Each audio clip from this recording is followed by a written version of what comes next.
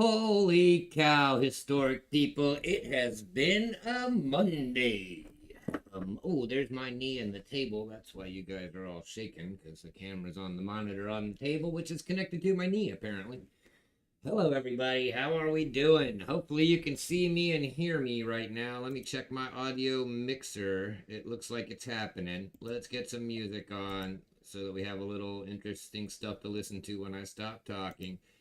Things like that and stuff like this. What do you know? The first song on the playlist is called Late Thinking by Ran the Man. Late thinking is what I've been doing tonight. I have been packing my house up, as everyone knows, for the move, and I had a guy come by to pick up some stuff that I was giving away to him, the man that mows my lawn. I gifted with a bunch of things out of my house, furniture and stuff. And he was here up until about 3 minutes ago. I run back in and my computer is saying it has to reset because the Windows update had happened.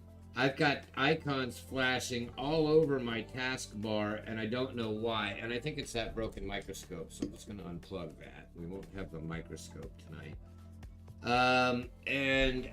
So I got that gentleman out of here with the stuff that I gave him. I rebooted my computer and did the Windows update. It gets through its counting to 99%, then says Windows can't apply this update. We're undoing the changes. So then that happened. So then finally I managed to fire off the 15-minute countdown at 8 minutes still. So here we are. This is the show number 32, the grand finale, the Corky's Going to Costa Rica show. I'm leaving on New Year's Day, and in between now and then, in the meantime, in between time, I need to sell you guys stuff and ship it all tomorrow. Everybody who's got a wallet, that's going tomorrow. Let me say hello to everyone, starting from the top, which I know Invisible River Ranch was here yesterday early. I always have somebody, usually it's Sean, who shows up hours in advance and makes me feel encouraged and happy. The other thing that's going on is OBS is not wanting to show the chat in the window where I usually watch it. It just keeps saying something went wrong, trying to pull up the chat. I'm going to try to fix that one more time because that is super convenient for me to be able to look at the camera and the chat at the same time instead of a side monitor where you can't see me. Let me try to put that in there and apply it. Did I fix it? Heck yeah, I did. Okay, good. So we're back in business. Hallelujah. All right, smoke them if you got them, because that's what I'm going to do. It's going to be a long night. We're going to sell stuff till we're done selling stuff. All right. Hello, Sean. Hello, Invisible River. Hello, Shroom Dave. Thank you for the video. Shout out, Lady Bluegrass. Long time no see. Good to see you. Sorry I'm seeing you on the last show instead of the first one 32 shows ago. Emerald Coast, how are you? Spokane. I was dying laughing talking with you last night at Coinbox's show. Snoopy. Hey, no worse.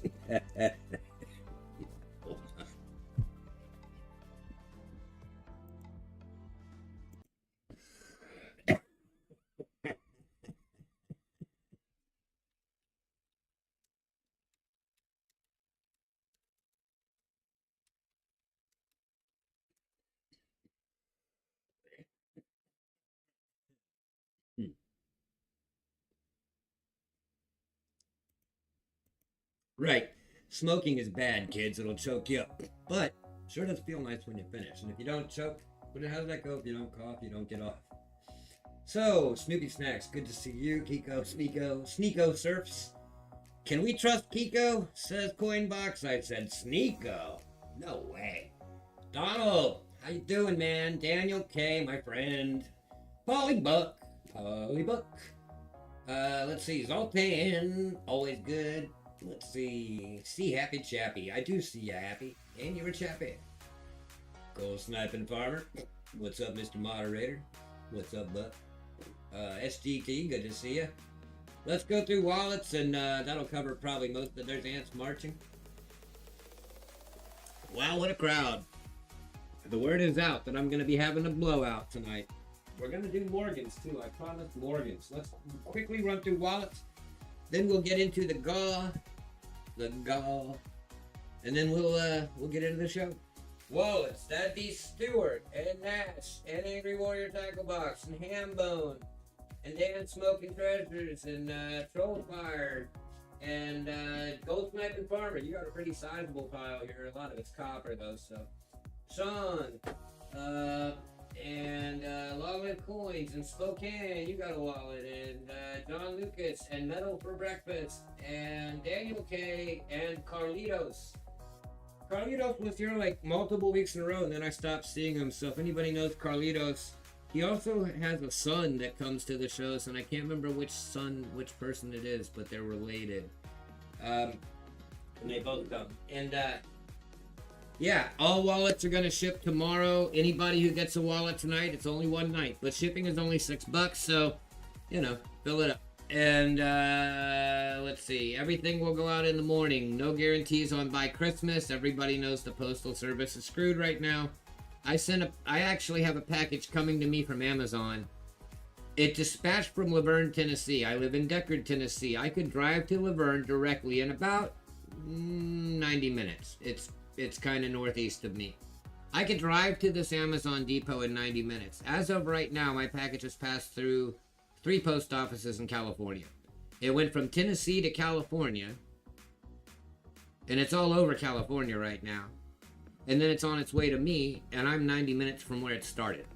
So, good luck with packages. I'm going to send them. You'll get tracking. That's how that'll go. If you don't get your package, well, it's not like I'm leaving the planet. I'm only leaving the country. The internet still works. In fact, in Costa Rica and most places, it's better than here. They have fiber all over the place. So, don't worry about me disappearing, but we'll have to figure out how to handle things if something goes wrong with a package. That said, I don't think anything will. Nothing, knock on wood. Here's some wood. Nothing has gone wrong so far. Let's do a giveaway, so let me get that set up. Then we'll do sniper training, which I always forget. We'll actually do one show right out of all of the ones that I've done for this year. We'll try to remember to do everything in the right order. So next up is the giveaway. We're going to say the hashtag tonight. I always do the same one to start with. I won't change that. I was going to get cute with it. But hashtag historic. Let me go ahead and put that in chat. That's what you want to type. It's working. Let me put you over there where you can see yourself. So we got Sean and Spokane in there. Farmer and DK are chatting but haven't done the proper thing yet. Shroom Day never actually does the keyword because he's too generous, but I'm going to put him in anyway. If you win, you get a wallet. If you've already got a wallet and you paid for it, tough, you just get the free one, but it's a free gram of silver.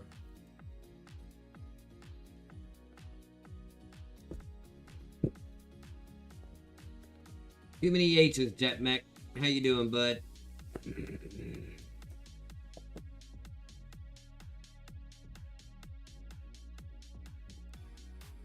One of those H's needs to be silent, Jetmech. Histrionic? Some have said that I'm histrionic. If you don't know what histrionic means, it means like crazy. Like that woman who's going full Karen on that guy is getting histrionic. That's one of my favorite words, actually.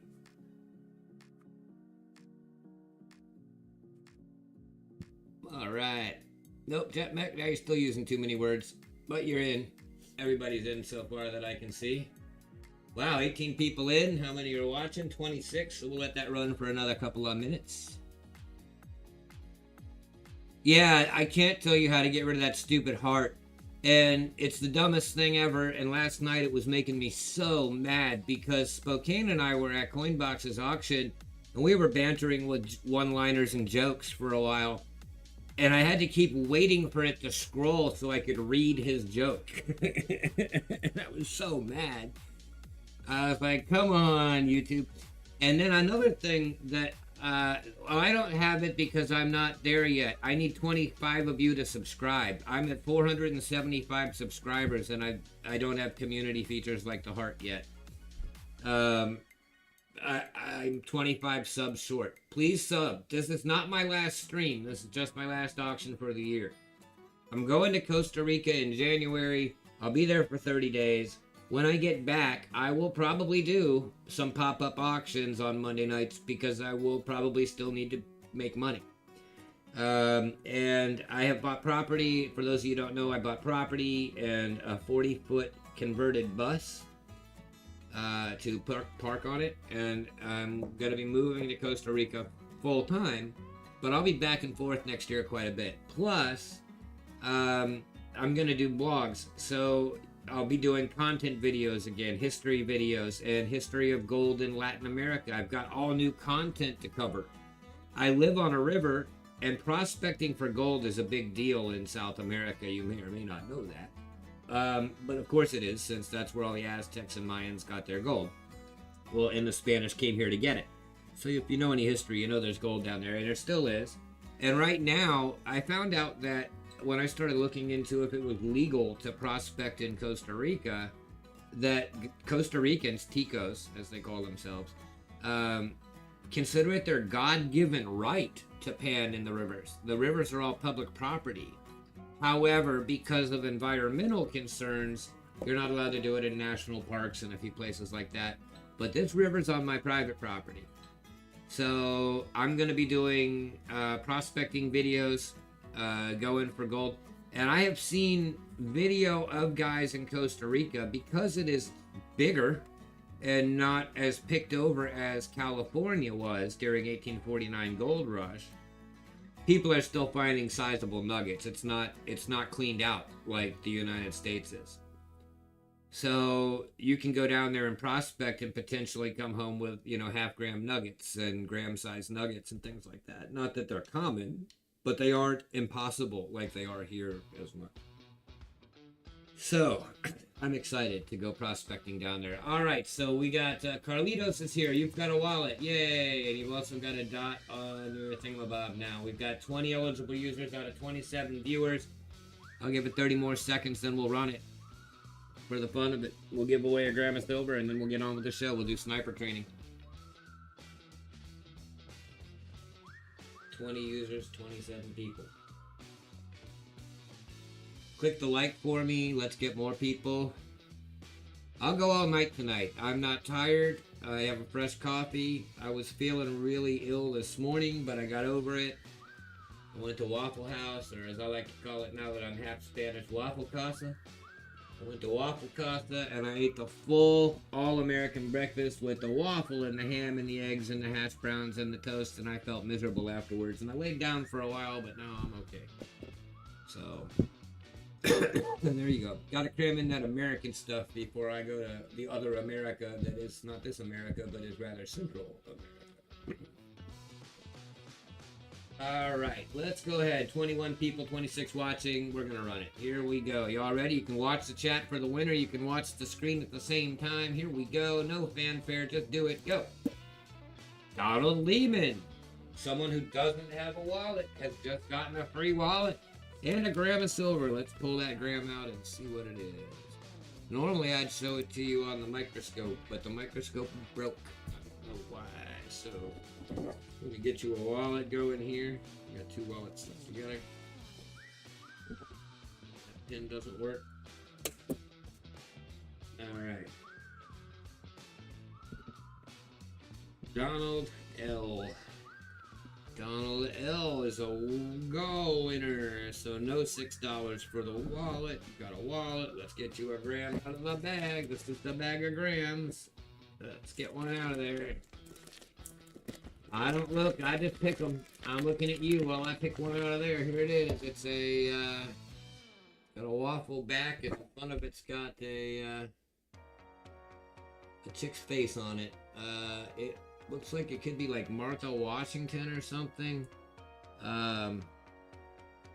Anyway, it's a gram, and there's no way I can really get it to probably focus. It's so small, but I'm gonna put it in a little baggie for you, and that's free, so you don't care what it looks like. You got a chick on silver, maybe in the plastic bag it'll focus a little bit. Or maybe over here. Let's try it like this on a better camera. This is a better camera actually. Yeah, not bad. She's upside down. Yeah, like a chick and it says a gram, and in God we trust or something, or 999 down there at the bottom. I don't know. Back is waffle back. That's in your wallet. If you don't win anything else, then that'll just get mailed to you with a postage stamp and no tracking, because it's only 1 gram of silver, and I'm not paying $4 for 80 cents worth of silver. That said, if you buy anything, your wallet is free, right? It'll ship tomorrow.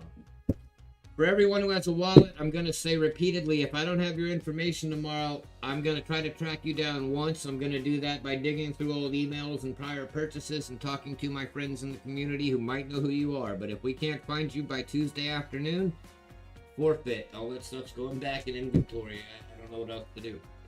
Because I will not be able here to track you down, and the stuff's going to go in a safe and storage in a hiding place, and I'm not telling you where that is. But it will be protected by an armed guard, so I will tell you that. All my inventory. Alright. Sniper training. With sniping, what we do on my show is the same as every other show. We got a video we play at the end of the auction. It counts down, then it shows you arrows hitting a target. The first arrow is the hit. It goes right in the bullseye. The second arrow is late. So you want to hit it right between the arrows, and you want to... at the time when the first arrow appears on the screen, the video will say sold, and I will put sold in chat roughly at about the same time. Just like Coinbox does it, and AG or a few other people. Saka, I don't know who uses videos, but a lot of us do. So here's the video that you will see. This is a test. I'll put a line in chat to show where the test begins. Then I'll put a fake sold sign in at the end of the video so you can try to snipe. Here we go.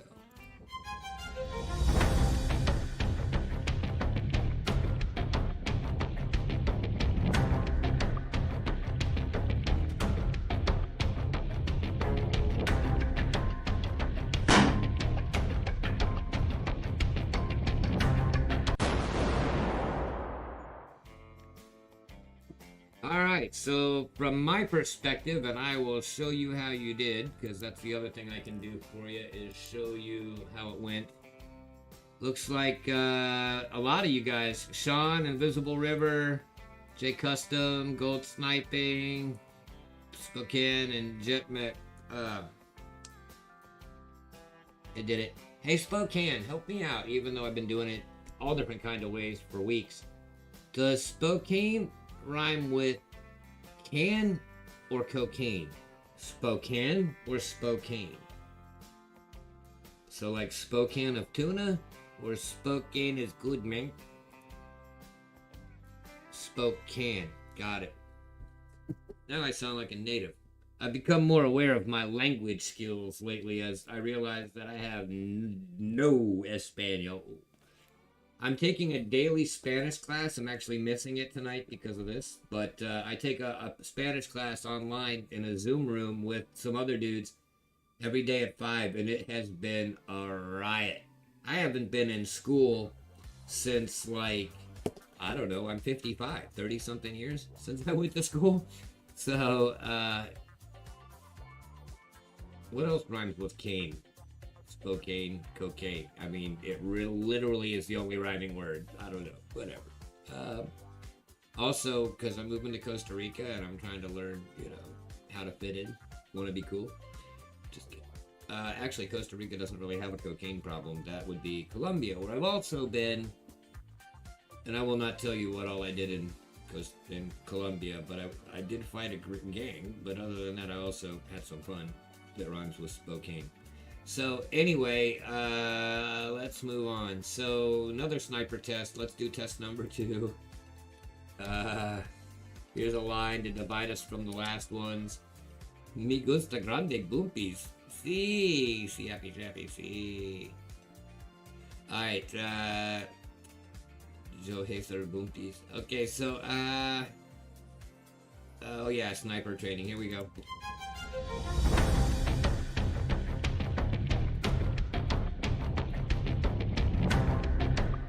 Wait, it's what thing?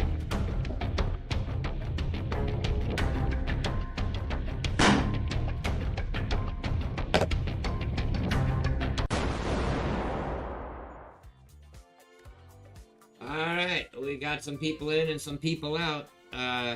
while that screen is up, that'll come up at the end of the sniper video every time. You can always screenshot it. I'll also put the bot stuff in chat so that you can find the info when you need it. So yeah, we got to show you how that shook down. So that time, pretty much everybody nailed it. Jetmech was a little late. Chappie, I think, was a little late. Everybody else was in. So not bad, not bad. You guys taking the extra time to do emojis are like muy rápido. So necesito de auction. Let's enter the auction. So we need to enter the auction. What was I doing? Oh yeah, we did sniper training. I think you guys have got it. That's going pretty well. I've read off the wallets. Oh, I was gonna put the info in chat so you can find it and pin it. As soon as the bot responds, I will pin that. You can find the information for paying right here and the information for emailing right here. I do take Zelle. It's not everywhere in my information, but it is on the screen, and I think I added it to the auction description message. But it's not in the bot. Info at HistoricMetals.com will handle the Zelle. Cool, Carlitos. Appreciate that. Make sure I've got everybody's addresses. Let's get on with the show. Where do you want to begin? Let's begin with a cheap item right off the top. Something I'm just going to get rid of. You guys have seen these a few times. I've tried to sell them to you for what they're worth. Now we're going to put them up. I'm not going to spend a lot of time explaining these. I am going to do them in two different groups because there's some bigger ones and some smaller ones. Actually, I will take a moment and just get the scale handy for you guys because we did this before. So you guys have seen these before. I'm going to blow these out tonight and get rid of them because they're oddballs in my stack. This is my scale. See if I can get where you can see it. So these got to be weighed because every single one's a different weight. But what I'm going to show you real quick, let's get on grams. So that's grams. These are sterling silver commemorative rounds from, I don't know, one of those mints that makes those kinds of things. But they're all different weights. These ones in plastic 2x2s are less than an ounce. So if I weigh one, just for example, 26.2 grams. These are sterling, so that's whatever 0.925 of that is. So call it 19, 20, like 20 grams of silver. And the rest of them are all oddball fractions like that. So 26.1, then 25 even, or 25.1. They run about 25, 26. They have different pictures. There's some cool scenery on them, 26.6. But they're all in the 25s or 26s. They got cool commemorative. This one's 150th anniversary of the overland expedition to California, for example. The first two I showed you were, I don't know, a train, some kind of train, locomotive number 1. Some guy making train tracks, I guess. The first transcontinental railroad, overland expedition. These are 25, 26. This is the mom saying no to drugs one, which is basically protect our future, prevent drug abuse, so don't smoke babies. Am I taking a scale through customs? I hadn't thought about that, honestly. I'm taking a lot of weird shit through customs, though. It's going to be interesting at customs, for sure. I'm taking precious metals through customs. I'm taking AR-15 bayonets through customs, but they're just in my tool bag with all my other tools. I'm taking tools. I'm taking all kinds of dangerous shit through customs, but it's allowed. Louisiana Purchase. So those are all 25 or 26 grams. Looks like there's 1, 2, 3, 4, 5 of them, and I'm gonna do. Let's see. Let me write them up as sterling. About 25 to 27 grams each. Starting bid $1. We'll kick this off with a $1 auction. The winner can take one or all, and we'll go down the line. Starting bid $1. Let's get them gone. 135 something grams worth of sterling.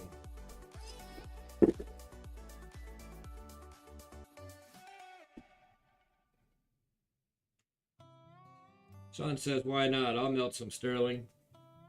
For those of you that pour, throwing some sterling into your mix will dilute your silver a little bit, but it'll make it harder. These have more silver in them than Constitutional does. No, it's for the choice. Although I could do the lot, I suppose. What do you think, guys? We're only at $1 bid. Hold the bidding for a second. 135 and change grams, I think I saw in the scale. Or each at 25 to 27 grams each. I was doing it each.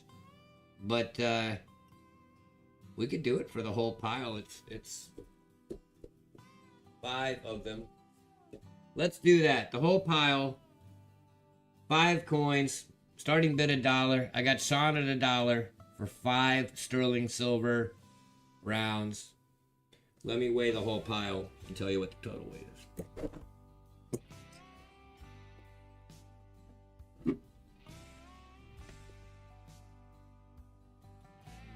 Hello.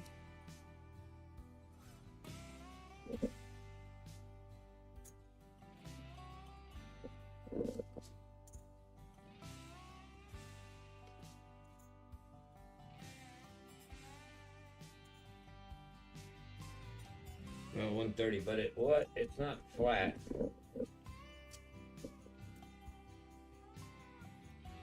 Yeah, I guess that's weird. It comes out, all those fractional rounds come out to an exact number. Well, no, it doesn't. Yes, it does. It's kind of sitting on cardboard, and I'm kind of shaking the table. So 300ths of a gram is just the table weight. But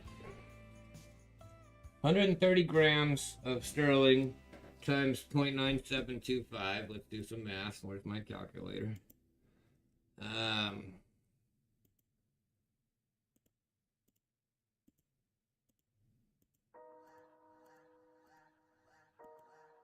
120 grams divided by 31.1. So almost 4 ounces of silver. 3.87. So 3.9. Basically almost 4 ounces of silver right there after melt sterling conversion. Yeah, but somewhere in there, about 4. Call it 4. 4 ounces of silver. And they're cool, and they're collectible, and they got pictures. I'll show you more about them since we're getting serious. Louisiana Purchase.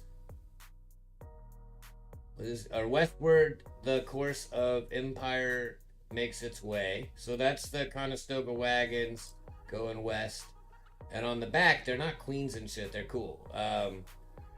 Louisiana Purchase. Oh, yeah. So this is the Louisiana Purchase one, which has what looks like basically Illuminati and Nazi symbols all over it. 1803. Whatever. And then westward, the course of empire makes its way. Then there's the first transcontinental railroad, Golden Spike, at Promontory Point, Jupiter and the 119 meeting as they connect the eastbound and westbound railroads at the Golden Spike, Promontory Point. Cool history story, amazing engineering. We still can't build a pyramid. 150th anniversary, first overland expedition to California, dudes on horses with sticks. Jebediah Strong Smith, who got a little further than his brother, Zebediah Weak Smith, I guess. Cool hat, bro. Then there's the Don't Smoke Babies coin. Protect our future, prevent drug abuse. Don't inject the babies.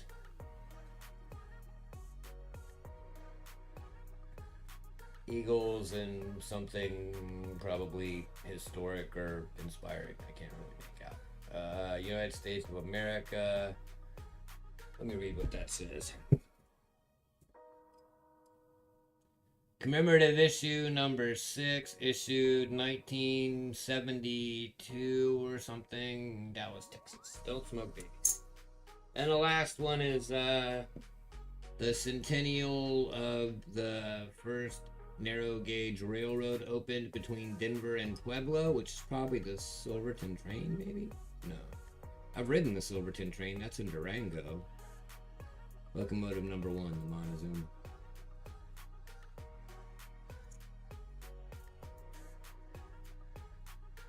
Five coins, 4 ounces. We're only at $57. We gotta do a little better than that. It's $100 worth of silver, folks.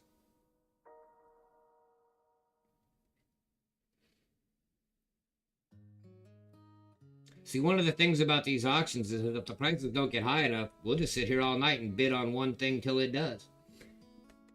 Just because it starts at $1 doesn't mean it ends at a specific time.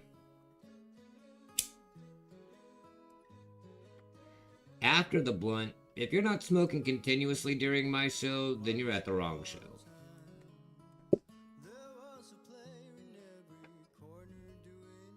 $65, $67. Sheena Smith, how are ya? Don't believe we've met.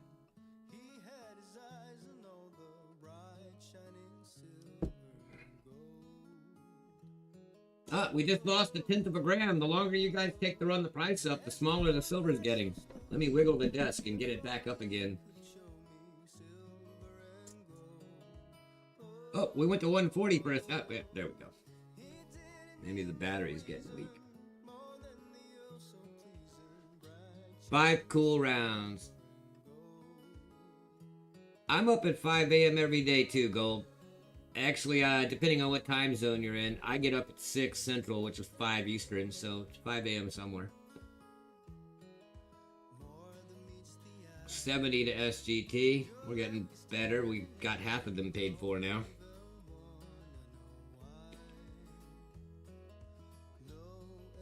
Good to know. Be right back. Yep. You gotta leave. We smoke in the house around here. It's decaying before our eyes. Actually, I'm gonna save those batteries. You guys have seen the number long enough. I need those batteries to last about another 2 days. And then I can pack that away.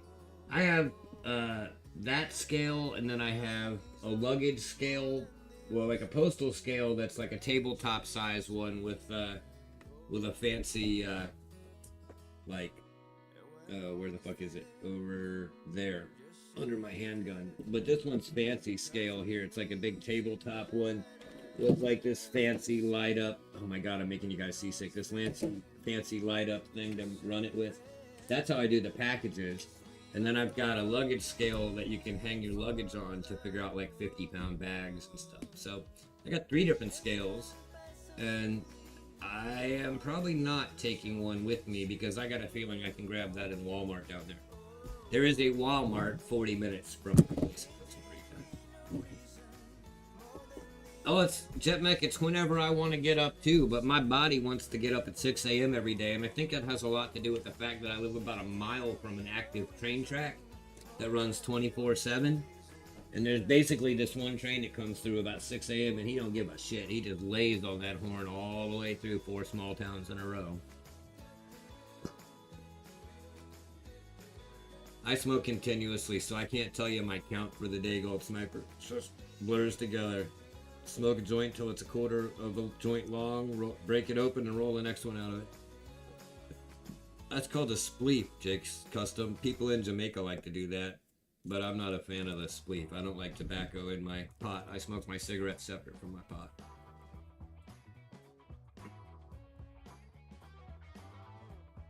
We get them every 30 minutes, see Happy Chappy, and every one of them honks their damn horn. And I live on like a really long straight highway with a really long straight train track that goes through like 4 small towns with a million little side roads crossing. It has to honk at every one. So for about 25 miles of train, all I hear is honking every 30 minutes for about 5 minutes. Often I'll ask you guys if you can hear them during the stream. They are less frequent in the evening, but overnight and in the daytime, it's crazy. And it makes me nuts. One thing I am looking forward to in Costa Rica is that the new complaint will not be the sound of trains, it will be the sound of howler monkeys, which are apparently like women dying in the woods. So we'll see how that goes. That might make me insane. Viper rifle. Sadly, my guns don't get to go on the airplane, not for 7 years. In 7 years, when I get residency, when I retire fully and get my Social Security income, I can convert and get a residency card, like a green card, and then I can bring my guns. But I can't have a gun until I'm a resident. Costa Rica's cool though. Like in terms of laws, it's pretty much exactly like here, but they don't enforce anything except guns and drugs. But weed's not a drug to them. They're looking for trafficking. Anyway, where are we at on the bidding? Seems to have slowed down. We got distracted. We're at 70 to SGT for 4 ounces of silver, 5 coins of sterling commemoratives that are worth. I probably paid $29 a piece for these when silver was at like 30. So I'm looking at $130 worth of silver. The bidding is currently at 70. Even in silver melt, it's where's melt? We didn't check Kitco. That's the one thing we didn't do. Are they broken still? Is Kitco still down? Yep. Have you guys seen this? If you haven't been going to Kitco, check this out. Somebody mentioned it in a Facebook group like 2 days ago. They've been down. Kitco is currently experiencing a disruption due to a cybersecurity incident. Somebody hacked the code. But anyway, gold's at 20.28 and silver is at 23.84. So 24 bucks. So there's $125 worth of silver on the table and you guys are at 75 bucks. Now there's going to be specials tonight, but there's not going to be brutal scorched earth damage. I won't do that. So little Nick with your herb. I mean, I'll use it when the herb doesn't burn. You don't need to read my Facebook. I don't know why I'm habitually going over there and checking it just because it has notifications.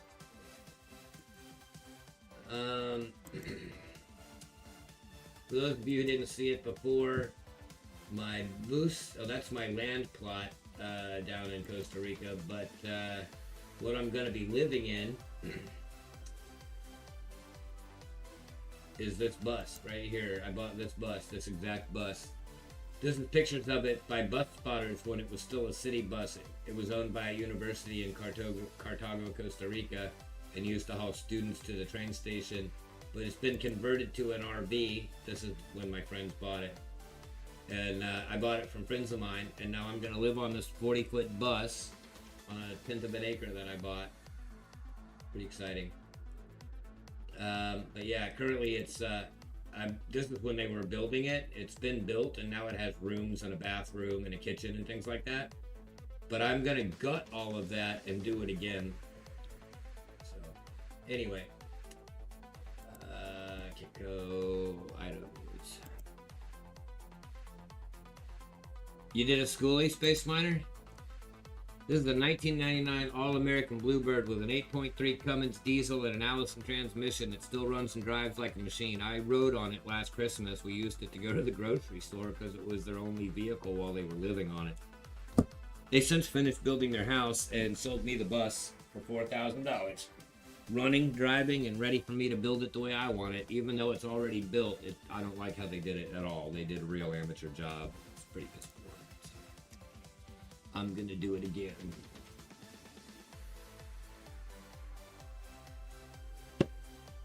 $75. Are you kidding me?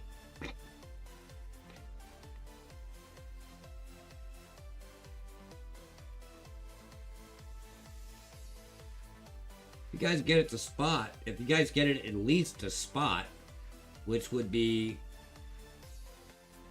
96 and change, like $97. All right.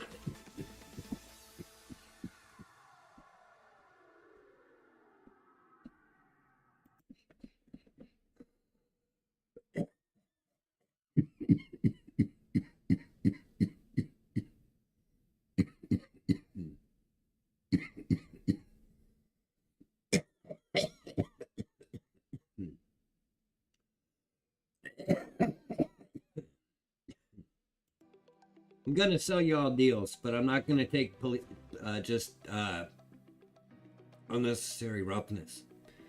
So we need to get this up to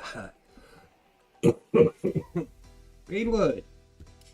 We need to get this up to like $95 to run the snipers, because that's under spot for the amount of silver on the table.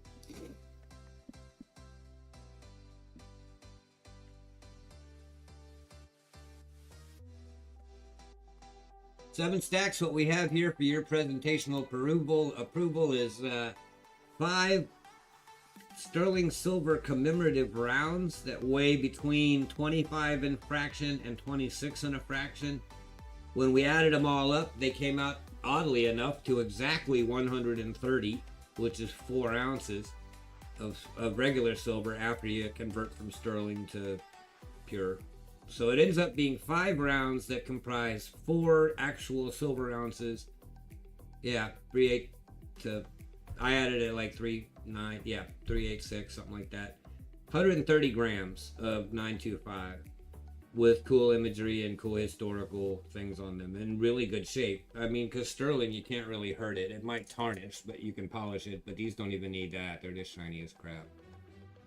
So 5 rounds. Currently, the bidding is well under spot, significantly, really badly under spot, and it needs to get a little higher. I think some of them have writing on the edges, it looks like. Yeah, they do. They got their weights on them, actually, on the edges, apparently, or at least a purity. I'm not sure. Let's get the magnifying glass out. God, it's killed me that my microscope broke. I only used it like 10 times. But I had a big electrical storm. Yeah, the edge says sterling and like some marks, some mint marks that are hard to make out. Let's see if I can help. See how it says sterling. Sterling, and then I don't know what. Those are like icons, kind of. Like some kind of mint mark. It doesn't say 925. But it's like 3 little square icons that I can't quite make out. Let's try the loop. Hallmarks, yeah, that's the word. Yeah, it actually is. I'm using a loop here, and it's like some numbers. I think they're dates. Something 71. C. The first thing looks like a hieroglyph, so that's the hallmark. Kind of looks like a bow and arrow or a pine tree or something. And then it says 71 and P or 8. So yeah, those are like numbers in the little boxes. And since one of these or 2 of these actually have dates on them that date them in the 1970s. These are vintage commemorative. One of these actually said issued on, like it was a specific date. The centennial one. So these are from the 70s. Yeah, this one. This one said something like 1972. One of them said, this one says like issued in 1972 and actually names the series. So yeah, vintage sterling silver, almost 4 ounces. Be about just under $100 worth of silver. Current bidding is at, I think 75 to somebody. Spoke in. All right. Well, we need to move on. I hate to take such a damn beating on these. They probably are GSF since they have all the hallmarks and everything. That's a very British thing because they require it by law. How do you figure? There's 5 rounds, melts at 24. 4 ounces would be $96. All right, 93 maybe. I could argue that point. Anyway, we're at 75, so we aren't really there yet. But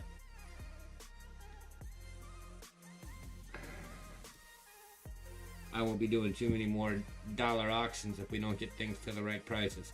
Count on that. I'll start them where they belong and we'll go from there. Let's do it though on this and get on with it. Young snipers, this is real.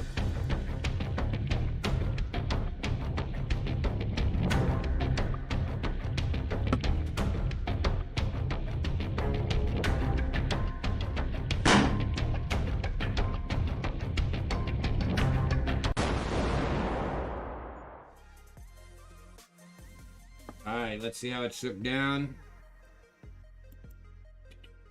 Kitco, real-time alert. Poor Kitco. Can't even get their shit together after 3 days of being down. After spending 35 years in technology, heads are rolling in that development department, I guarantee it. Actually, that's probably a DevOps problem, not a developer problem. They probably got killed at the router. Anyway, looks like, let's refresh just to make sure. It's looking like Farmer took it. At $10 under spot, under melt. That's not gonna happen tonight again. That's your kickoff loss leader right there. Yep, Farmer at 82. Farmer at 82. He's outstanding in his field. Alright, let me round all that crap up. And it's bagged up, tagged up, stacked up, and racked up. Where'd all those little plastic doodads go?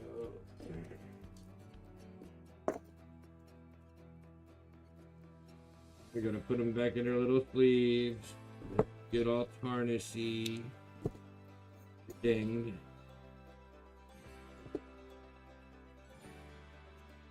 Alright. Did not have one for one of them, so they're all going in a little Ziploc now.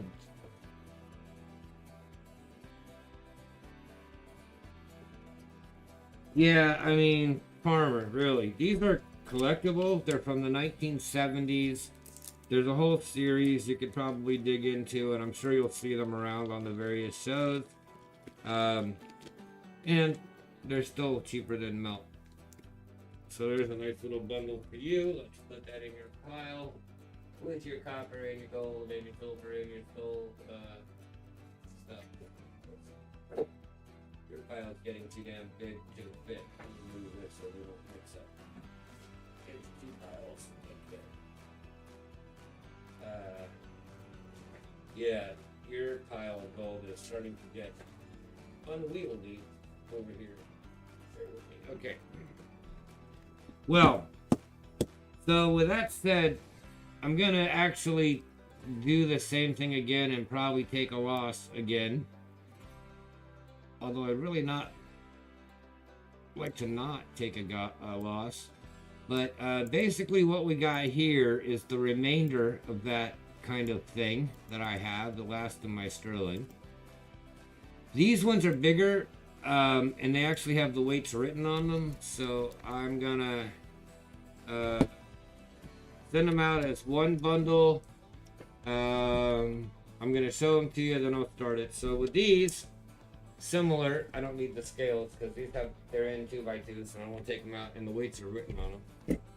So these are more, but these are different. These are bigger than the other ones. Just to show you what Gold Flaking Farmer just bought, they were like 25 grams, and as you can see, they're much smaller circles. Well,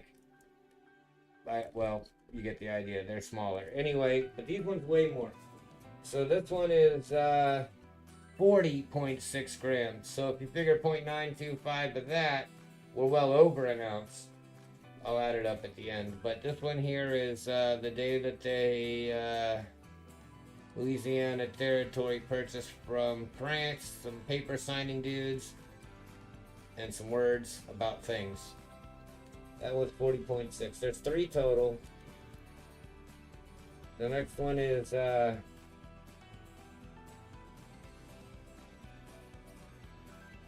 impeachment of President Johnson. So this is like when they impeached Clinton and they impeached the President Johnson. This is the impeachment of President Johnson. Not to be confused with the impeaching of a President Johnson. 38 grams. 40.6 grams. Third one is the Supreme Court decision favoring slavery. So that's a popular day. That's when they said slavery was actually legal. Why they made a coin about that, I do not know. I don't really like owning it, but it's weird. 39.3. Have you got my running numbers, Gold? 39.3, 38, and 40.6. Total them up, figure it out, do the 925 thing. Sniper's saying it's like, that's per one of them. That's not all three of them, because 40, 70, 100, 17, 118. We're in 3 plus ounces, 360.90. Okay, so 1, 2. Those are converted from 925 or total grams, Sniper? Give us total average real pure silver weight. Yeah, that's what I got, Carlitos. Anyway, 3 pieces. It's a bundle. Buck and go. Let's get it. This should be $75. These were $30 each when I bought them. They're rare, they're old, they're metal, and they're interesting. And you got one that's actually, I mean, if you're some kind of racist redneck, then you got one that commemorates the Supreme Court decision to make slavery legal. I think that's just weird as shit that exists. But I love the one about impeaching the President Johnson.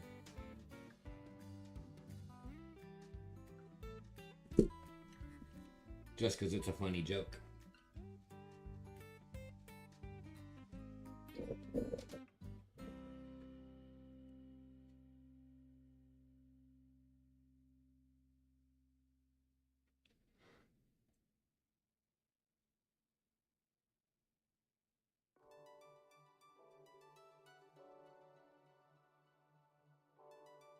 So yeah, 3 1/3, 3.5 ounces.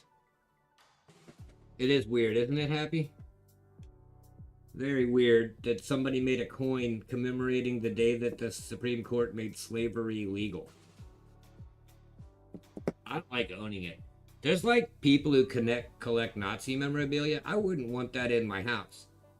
I don't even know if it's political. It's just spooky. Like, kind of like ghosts or something are gonna get you because you have that. I'm not superstitious, but it's just a little too weird to own like evil things.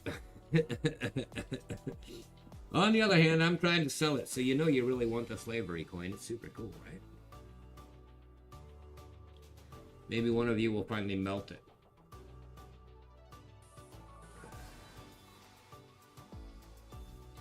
Melt is at 84. Yeah, that makes sense. We didn't even get that on the last 5, and they were worth more than that. Oh shit, I didn't write that down. Like, that you owe me money for those. GSL. That was, what were we at, 75? No, we got 81. Oh, it was Spokane that got it. Oh shit. Did I put those in Gold Sniping Farmer? Hold on. Who won the last 5? What did I do? Did I just make a mistake on the first auction? I think I did. Why can't I scroll this screen? Why doesn't this have a scroll bar?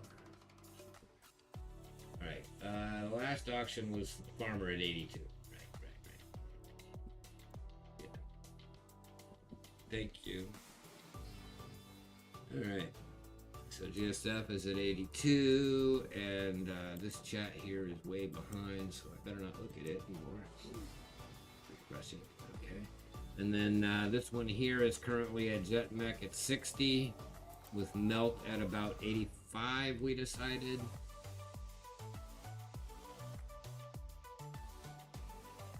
So let's drive that up.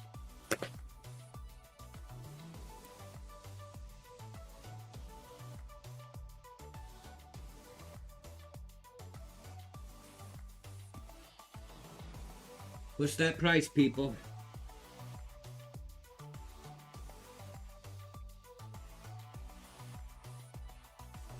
We're not getting into that, Farmer. That's why I said it's not necessarily about politics. It's about spooky shit. But anyway, we're not getting into that topic here. Because I am no fan of anybody that's in a fan of authorities of any kind. Doesn't matter what they're for or about. I don't do authorities. Or anybody who thinks they are one. And they thought they were one. So I don't like them. But the same goes for the damn U.S. government, too. Fucking assholes. Same goes for all governments. We should abolish not only the Fed, but the feds. 70-7. 7 is one of the only people who's been kind enough to become my Facebook friend. And then puts up one post a year. Okay, let's see. We are at 60 to max. Let's push it up to spot, folks. Come on. There you go, farmer. Anarchy and Austrian economics. I got the cool Austrian economics gold piece I'll show you. I think I sold one of them to you. Or somebody. Sold one of the tents. Or no, do I have them both right here? I didn't really want, these aren't really for sale. Here's two fathers of Austrian economics right here. These guys. On the left, you've got Adam Smith, and then you've got oh no, the other one is the French piece. Yeah, I've got a couple gold pieces that are basically based on Austrian economists, but I'm not sure where they are.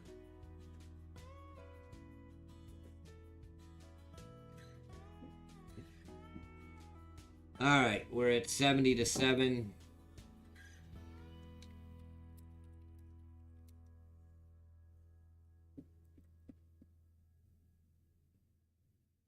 Let's run it.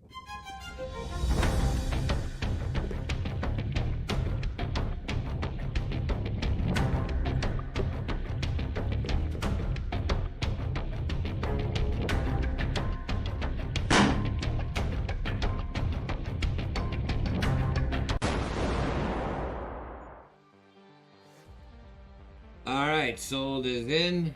Farmer bidding against himself in Shroom Day. Let's see who actually got in there. All of you did. Let me refresh the chat and show it. It's reloading. Doo-doo-doo. Top chat. Switch to live chat. Live chat says Shroom Day at 75. Right at melt. Right at melt-ish. Actually below melt. Good pickup.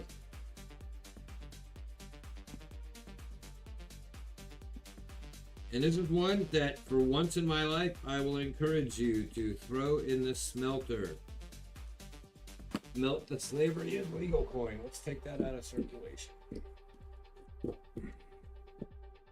Below melt by 9. Yeah, that's painful, guys.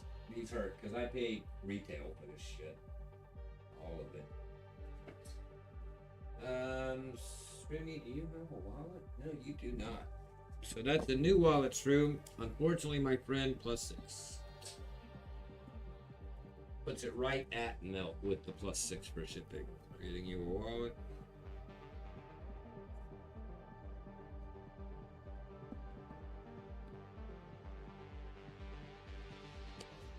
Writing you down for 75 +6. A bell.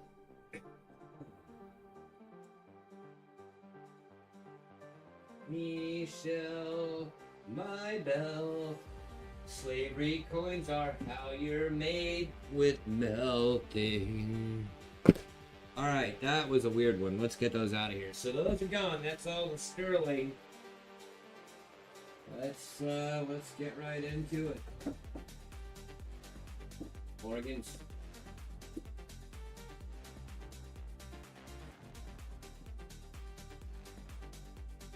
Alright, folks. You guys have been asking me for this for 32 auctions in a row. to get out. Oh, that's the collectibles box. We want the box on the front. You guys have been asking me for this for a long time. It's Morgan time. Morgans, both raw and slabbed. If you're nice to me, maybe even boxed. Oh, those are all the boxes back there, are fancy, Sean. Those are a great way to keep your metal. They're like 15 bucks on eBay. They got glass top. They've been very durable. I've been using them for 2 years. Sometimes you get one with a bad latch, but the company's really good about letting you keep it and just sending you another one. So I ended up with a bunch. Because I ordered like 6 and I got like 2 bad latches. So I got like 10 before it was all over. I don't know. Anyway. It melts, man. It melts. Alright. Let's do Morgans. Now, as I promised you, I have a bunch of these. What I also told you was this was going to be a little bit slow and painful. So let's have a quick chat. For those of you that are interested in Morgans a lot, like you would buy them if they were the right price, put a 1 in chat. If you're only here for regular gold and silver, like bullion stuff, not so much numismatics, put a 2 in chat. 1 for Morgans, 2 if you don't care about Morgans, you like other stuff. Let's see what's going on how much time I spend on these things, because these are going to be a little slow. I'm going to have to check them and make sure I'm not screwing up prices on a certain year or whatever. So I'm getting a lot of people who don't really care about the Morgans. And a few people who do want to see the Morgans.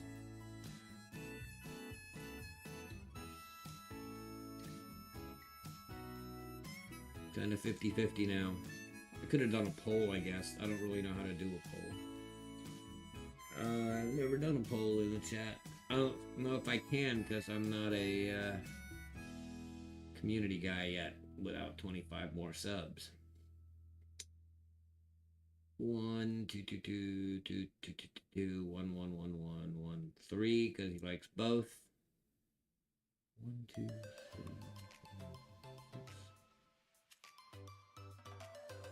We're tied. We're freaking tied. We're fucking odds. Alright, here's what we'll do. We'll do some Morgans, we'll do some silver, we'll do some Morgans, we'll do some silver, we'll kind of mix it up.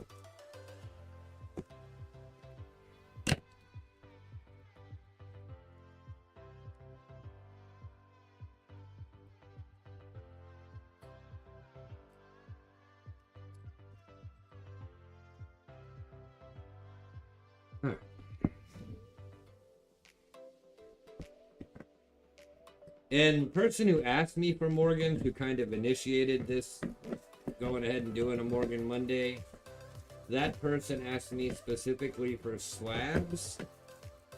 So, let's do a couple of those first. Plus, they're already priced, so I have some idea what's going on. Well, I really don't. Let's do these first. Alright.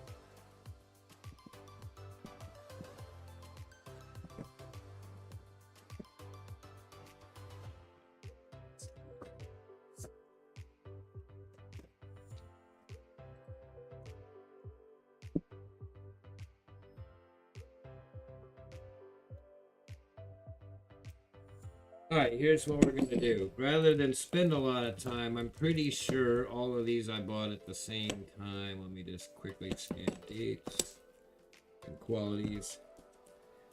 These are circulated Morgans. No CCs, but different mints, O and P. And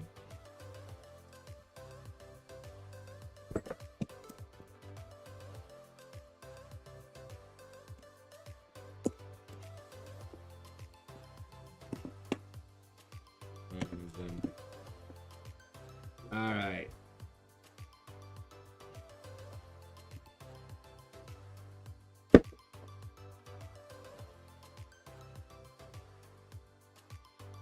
So what I got here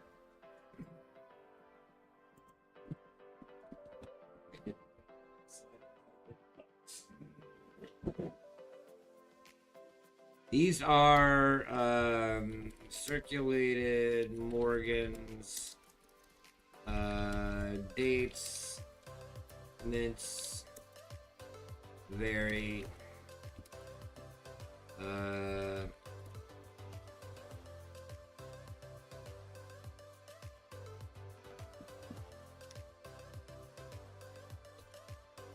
I have 9 available. Pile there. And they're been $29. I'm just gonna pull them off the top. I'll kind of run through what we got here. We got an 1890 O. An 1890 O. They're all okay. They're not great. They aren't ruined, and none of them are ruined. 1881 O. Try to let them focus if they will. What's going on with focus? Moved my camera too many times, I think.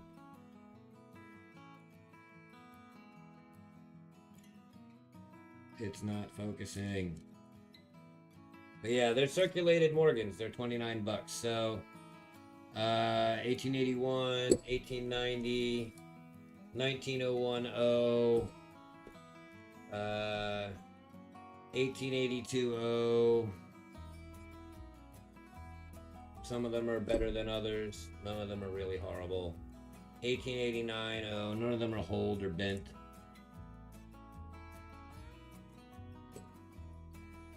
$1883P.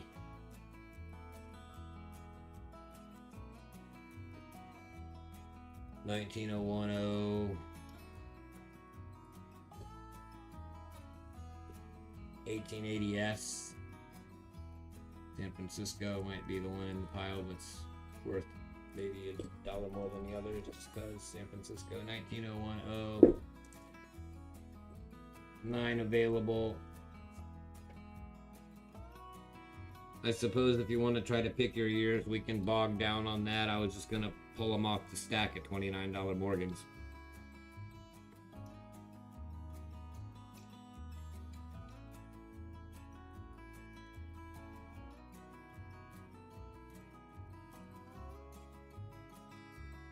Morgans, anyone?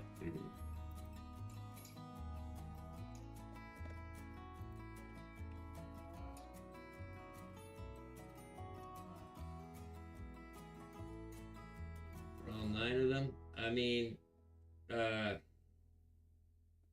let's put it this way. I'm just gonna pop over here, show you a thing. Straight up Coles on eBay start at 28. The lowest priced Coles on eBay are $27.75. And they're not as good as mine. Mine are circulated, but they're not Coles. These are ones with holes in them and shit. And then they start going 30. Bullion exchanges, which is my most comparable comp, random year, $31. So am I going to do a deal on all of them? 9 for times $29 is a deal on all of them. Might give you a couple dollars off. Would it be 9 times 29?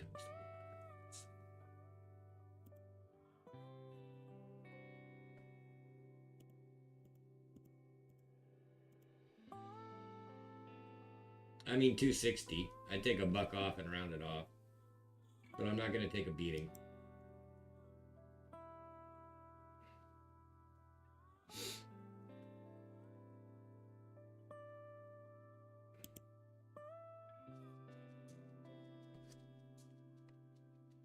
They're showing you stuff with no edges left. The stars are worn off. Dates are worn out. Coals. Holes in them. Dents. Dings. These are just circulated.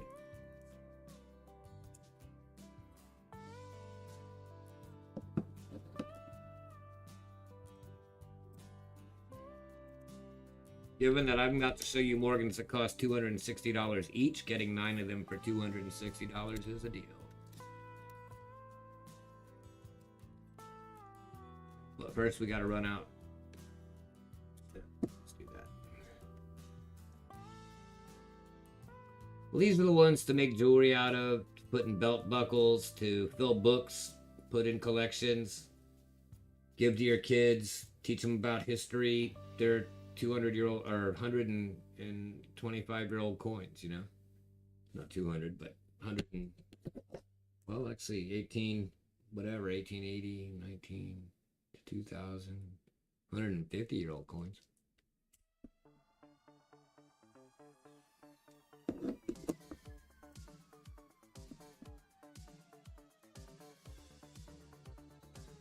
Shroom doesn't melt the Morgans. Shroom knows better. Shroom melts the modern collectibles that are overpriced. But he makes beautiful things out of them.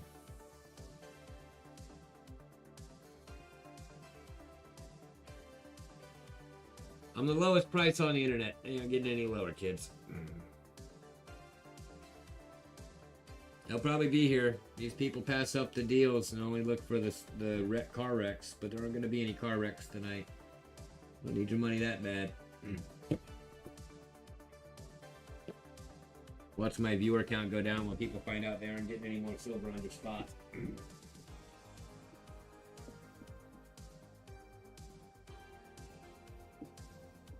Yeah, well, I know you wouldn't melt Morgans. I mean, if you're gonna melt anything, at least melt like Rosie Dimes or something stupid. But is it? Seems like it'd be the right way to make them, since that's more durable.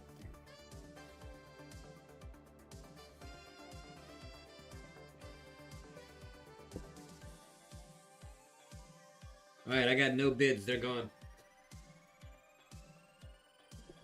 Call me in February, Ranch.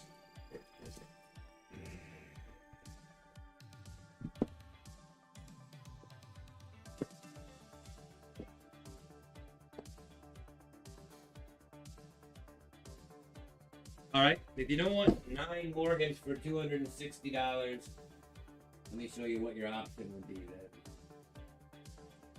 I can find it. Where the hell did it go? Did I sell those? I think so.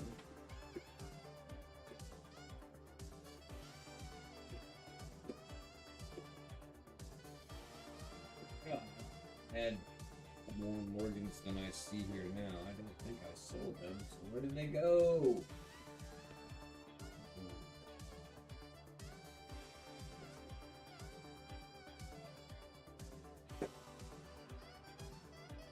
Well, I'm not going to show you the circulated ones because you guys didn't take the cheapest ones. You're not going to pay the right price for the other ones. So let me show you slabs.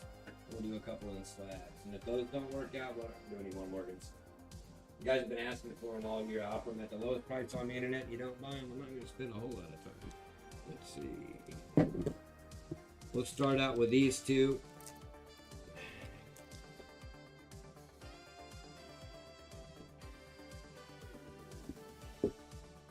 Same price.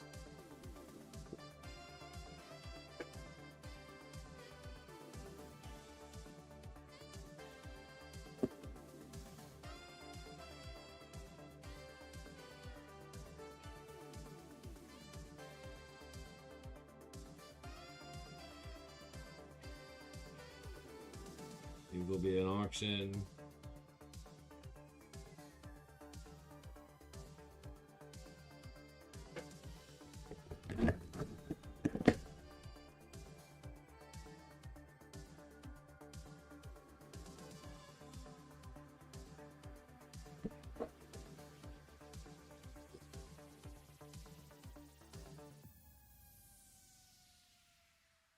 On your left is an 1886 Philly MS63 and a 1900 Philly MS63. Winner choice starting bid $85. So basically, you could have had 9 Morgans for $260, or you can pay almost $100 for a single one. It's your call. Hey, Darren. We got up an 1886 MS63 shiny Morgan dollar, made in the mint of the Philadelphian variety. Any NGC holder. Honestly, when you get to 63 and above, it starts to get hard to tell why they're not just all 70. Like, they just look perfect. Really hard to tell about what it is about them that makes them a 63 at that point. 1886 and 1900. So 124 years old and 128 years old. Still damn near flawless. Starting bid under their scans.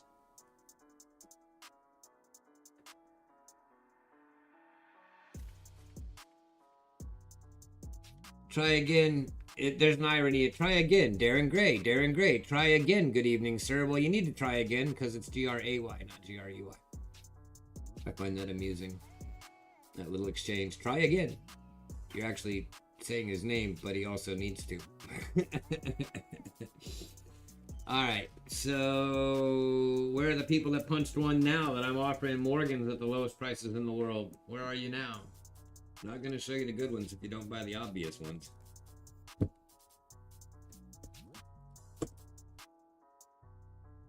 You guys miss out on so much good stuff because you don't buy the cheap stuff. I know I'm not going to sell you the expensive stuff.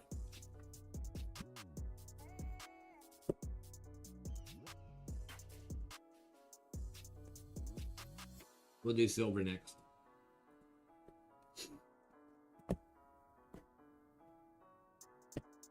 Has it already been an hour since I got online? Hey, Jake Smokes, thank you. Bye for now, indeed. I will be online probably the first week of January. One of the things about where I'm going is my next door neighbors are friends of mine. And they're friends who know how to YouTube and have a YouTube channel. And it's not about metals and they're not that interesting. But they know how to do it.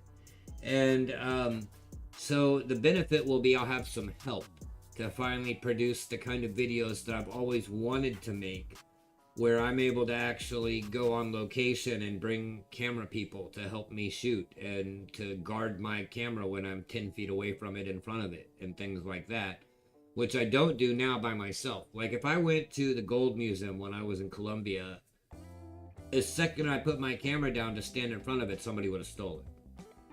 But with two people there, I'll have some help. So I'll be able to do better videos, the kind that I dream about making, instead of the bullshit I have to make.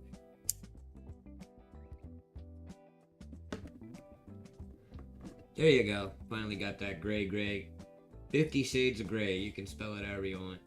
So, alright, we're at nothing so far on these bargain deals. Let's scan these and show you what they are. Where's my phone? It's in my pocket. Let's do the 1886. Let me get my NGC app open. Has anybody scanned them yet? NGC. There we go. Survey says the app is opening. My phone's on like 60% battery, so it's getting all kinds of notifications. Thank you for the sub, Raz Babo. Alright, scan the barcode. Let's do the 86er. Ants Marching knows what's up. Hey Ants, how are you? Alright, survey says this one scans at 110. Look, people, I'm putting them up there. I'm blowing them up. That one scans at 110. Alright, I got it up there at 85. So... y'all tell me you want them.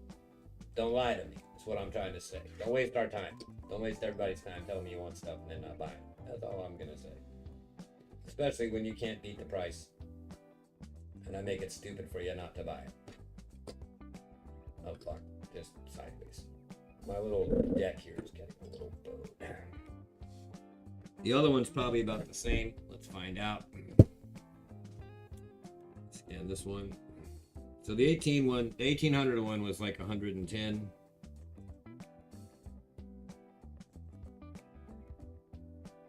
And yep, this one's 110 as well. But it's actually rarer. There are less $110 1900 ones than there are 1886 ones in MS63. Far less of these actually have been graded for 1900. If you look it up in your app, you'll see what I'm talking about. There's like 75% more of the 1886s graded at this grade than there is of the 1900s at this grade. So whoever wins, I kind of suggest you take the 1900, even though the older one is older. Just because it seems like there's less of them graded. So it's rarer. Shumi, I don't have any peace dollars left as far as I recall. If I do, I've got the ones that I never showed because they're super expensive. But 21, isn't that the one anyway? Isn't that the unobtainium? Or is that the really common one? I can't remember. But I'm pretty sure I've blown out all my peace dollars already. 82 GSA, did I sell that? Did you guys buy those GSAs that I had? And did I ship them? Is that what happened? Because I thought I had 6. And I only see 4 boxes of GSAs. I don't know where the other ones went. I must have sold them. Yeah, okay, so I sold 2 of them. That makes sense because I got 4 left. And there's only one of them that would be for sale, I think. And it is... What year did you want? You're asking about an 82 GSA Spokane? Make me an offer. This is an auction item. Been 1900. No. Well, I mean, I'll sell it to you for 1900, but it's an auction starting at 85 with the current leader being Ant Marching. Daniel came in also at 85.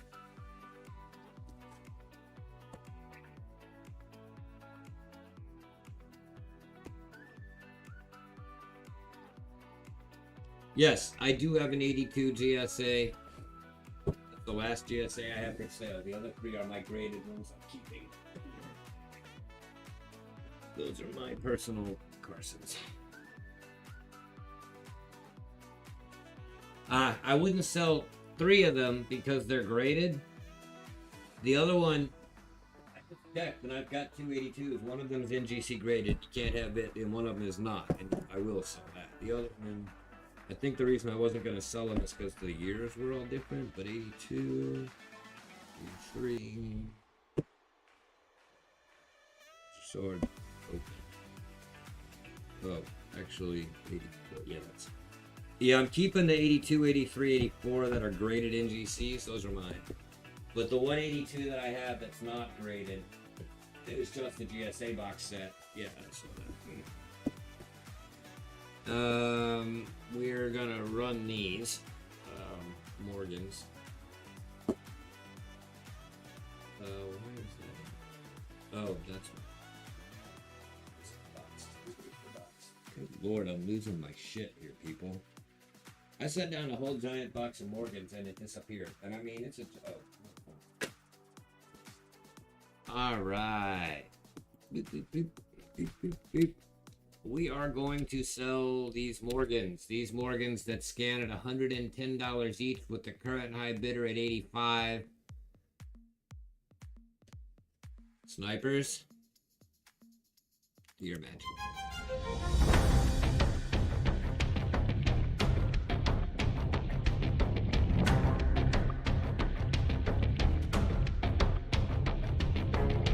Try again. Get him.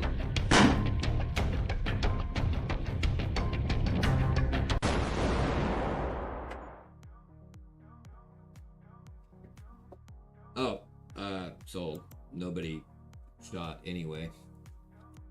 Alright, Ants. Is it gonna be one or both? As you know, I scanned them both at 110, but I discovered that the 1900 has a lot less of them graded than the 1886. By like 75,000 to 25,000. So I would take the 1900 or both. If not both, there was a second bidder who has the option. So thanks, Ants Marching says both. That doesn't hurt so bad if you're taking them both. People know I'm taking a lot. I paid $95 each for them, for the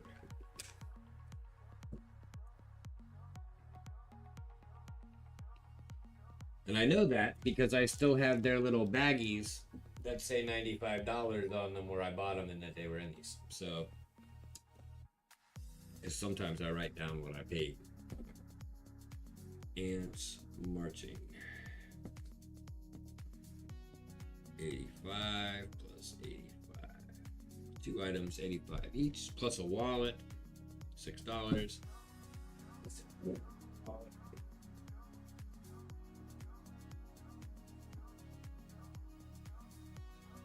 Ants marching plus 6. Nice pickup. Nicely done. Put you back here in the wallet.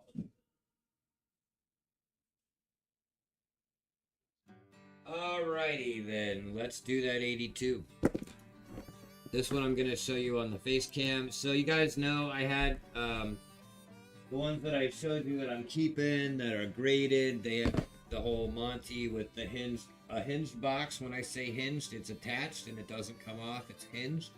They have 2 documents that come with them, like a COA and a little history document, and then the graded holder inside. That's what a graded one looks like. You can see the NGC grade label around it. But the one that I'm gonna sell, I'm not selling my graded ones. Those are like $1,000 each. You guys wouldn't buy them anyway. So those are not happening because they run like $750 to $950. I'm keeping them. But the one that I will sell, the reason I mentioned the hinge is because this hinge is broken. It's long since torn away and it doesn't look terrible, but it doesn't hinge anymore. So it still says the stuff from Richard Nixon inside. It's still a nice holder with the uncirculated version of an 82. I'll put it on the better camera in a second. Has one of the pieces of paper, which is the generic Carson City dollar that comes in all of them. It tells you what they are and the history of the coin and how they sold them and found them and everything. It's kind of neat. So it's pretty much complete, but it's not, the box is not properly hinged. It's actually got a corner a little torn. Box is not perfect. If you want a perfect hinged box and paperwork set, you can get them for about $20 on eBay, and then just move the coin over. They're all exactly the same. Just get the right year, because some of them come with a printed serial number some years, some of them do not. The serial number doesn't mean anything, but it does say 82, 83, or 84, so you want to get the one that matches your coin. Other than that, it is what it is. So let me show you the coin, and we'll put it up for auction. Let's get a quick comp on those before I even start, because these are something that pretty much are easy enough to comp. So 1882 CC GSA Morgan dollar. All right, let's find the cheapest one. No coin, no box. Yeah, so just to show you, if you wanted a nicer box and paperwork, I mean $13. We'll get you the 1882 paper that has the 1882 serial number on it, $13 to $15. So if you want to replace the paperwork and box, they're for sale all day. But if you want one with an actual coin in it, they start at like $350 without anything but the thing. So $350 is kind of where they begin. We're gonna start it out 1882 GSA CC set, we'll call it. Starting bid, $. Let's see, the absolute lowest ones sorted that you could buy today. People are like, check the sold listings. No, you can't buy those anymore. Those could, yesterday's price. If there's 2 on the market and one sells for 50 grand, the second one is going to not be 50 grand anymore. You will not buy it for that. So sold is okay, but it isn't the right way. The right way is, what can I actually buy today? Buy it now. Price split shipping lowest, $345 or $329. Here's $329. That almost matches exactly. It doesn't have the hinge. It's only got the one piece of paper with no serial number on it. $329 is the price to beat. I'm going to start mine at $315.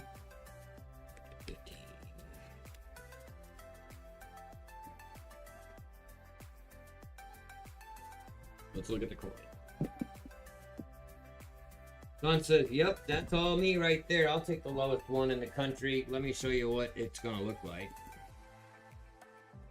So the cool thing about it is not all of them say uncirculated. Some of them just say silver dollars. So that's already a win. If you get the ones that say uncirculated, it's better. Then the coin itself would probably grade super high because it's basically an uncirculated brand new 70 that got put right into plastic and won't focus for fuck. What is with my camera? Come on. It almost did it there. There we go. Look how crispy clean she is. She doesn't even really have any bag chafing. Like there's still shadow around the depth of the stars, right? A little bit of rainbow. It's hard to show that inside the plastic. But basically a perfect.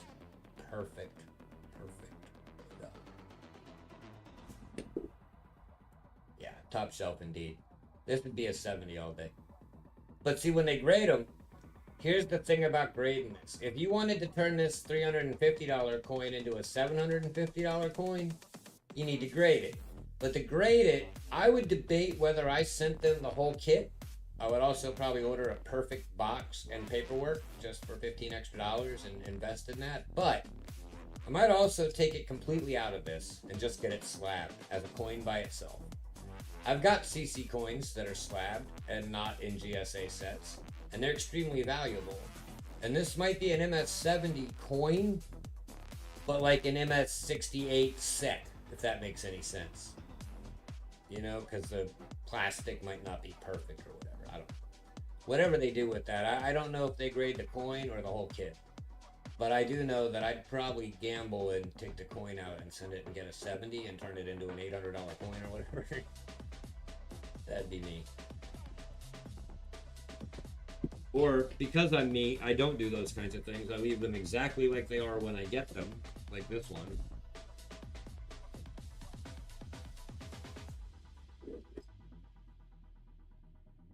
But yeah, I have a bidder at Sean at 315. Is anybody going to try to battle him? I'm going to go all day on this. But this is the best Morgan that, well, it's not the best Morgan that I have that I could sell. I've got more expensive ones in slabs. But it's the best one for the money that I'm going to sell.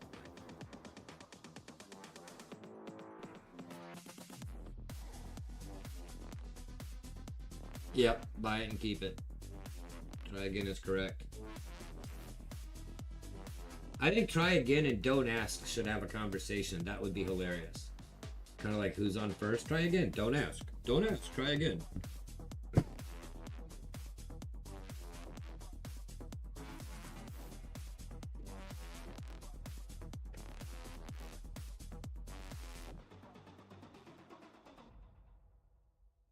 Try again. All right. Let's just run it. 315 to Sean.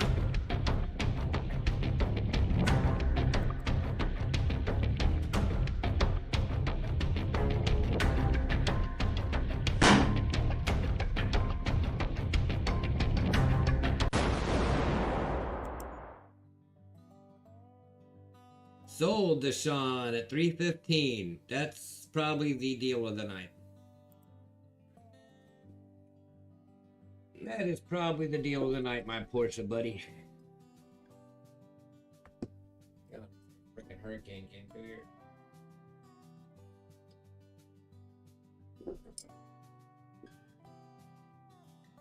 All right, Sean, 315.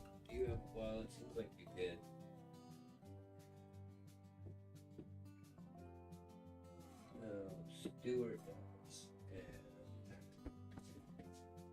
Stewart Shroomy decimals.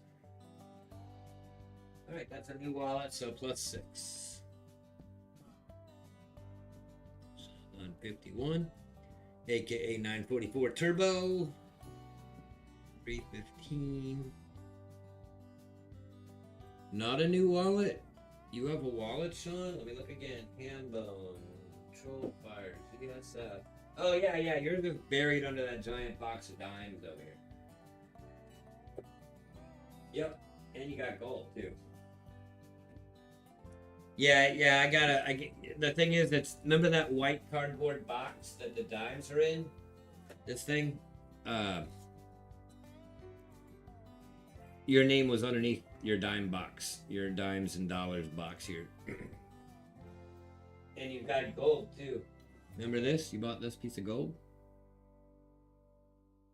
You got some good stuff in your wallet. You got one of the higher dollar wallets right now, my friend, but Gold Sucking Farmers is pretty sizable as well. You got a few contestants here. I got one guy with a $400 piece of gold in his wallet, so. All right. Let's step away from the Morgans for a moment. Maybe we'll come back to them later.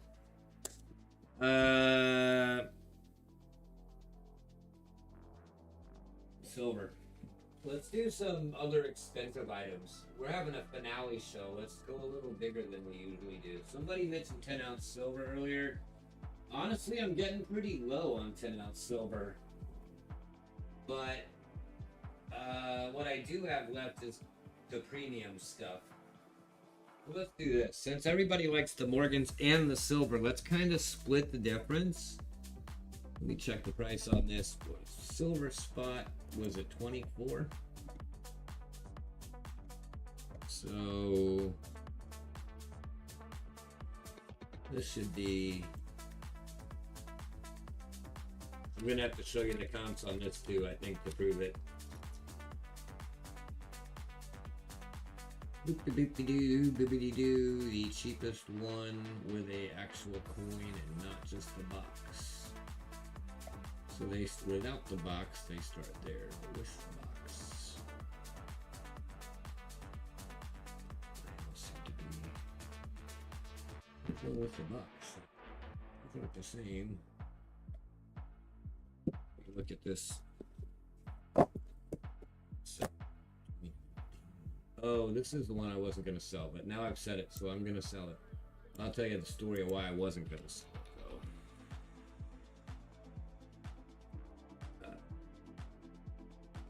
though. I got to find a comp first before I know what to sell it to you for. From what I can tell, the comp is right there. A little bit. Okay.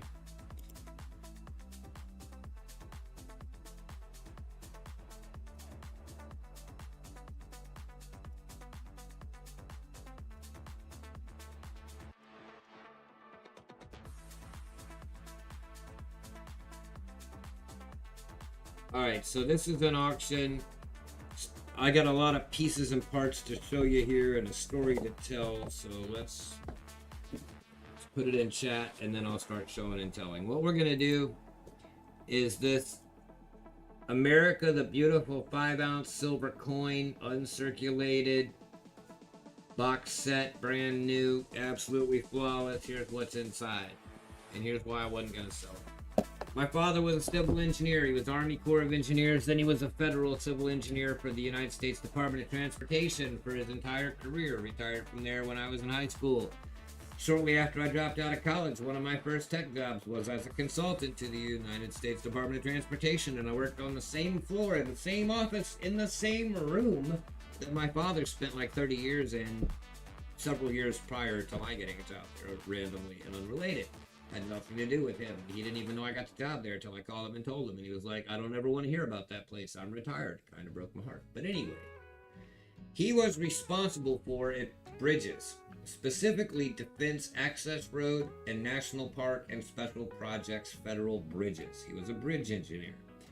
If you've ever driven on the Blue Ridge Parkway and you've gone over those massive bridges made out of stone that span across the valleys on the Blue Ridge Parkway and around and wrap around the sides of mountains, some of the longest curving bridges and so on in the world. My dad was the senior engineer and oversaw all of those. Hey, Michelle and Rhonda. Rhonda's my next door neighbor in Costa Rica, the person from whom I bought the bus. Thanks for coming to the show. So, we were just telling the story how my father was responsible for being a senior engineer and inspecting and overseeing the building of every bridge on the Blue Ridge Parkway. Why that's relevant? Because this particular America the Beautiful 5-ounce silver uncirculated coin, which comes in a box inside of a sleeve with a lid that opens up, and then reveals a piece of paper, not unlike the one that comes with the GSAs, we'll show that up close in a moment, is the Blue Ridge Parkway quarter. So I bought it because, honestly, it reminds me of my dad. And let's go to the close-up cam and take a look. This is starting at $190. As you can see, the cheapest one on eBay is $199 or $195 plus 5 shipping. I already found them. There are cheaper ones without the right picture or the kit, but if you get the full kit, they start at basically $200. Here's the picture that's on it. I've got it starting here at $190, so $10 under the lowest one in the country that matches exactly. Well, they aren't really suspension bridges, but the bridges and tunnels are all made out of stone. I could show you some pictures of some of the crazier ones, but you can look them up.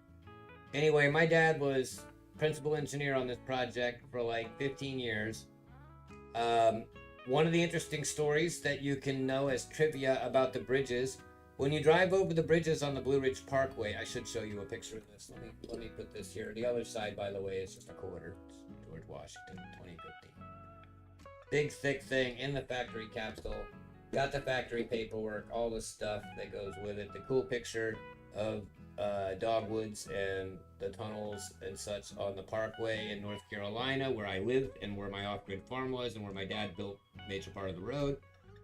But the bridges on the Blue Ridge Parkway, there's a little first of all, people died building that thing. He tells stories of the moonshiners coming out and shooting at him in the 60s. He tells stories of people like rolling a bulldozer off the side of the mountain and getting crushed underneath it. There's a piece of paper in there that tells you a little bit about the parkway and the coin, and the information about the mintage and size. It's a 3-inch diameter 999 silver with it's actually 90%, so there is some copper in it. It's a Philadelphia, who the artist was and stuff. Neat little bundled thing signed by the deputy director of the mint.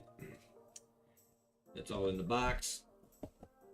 I have the I do I should have kept it, but here's the thing.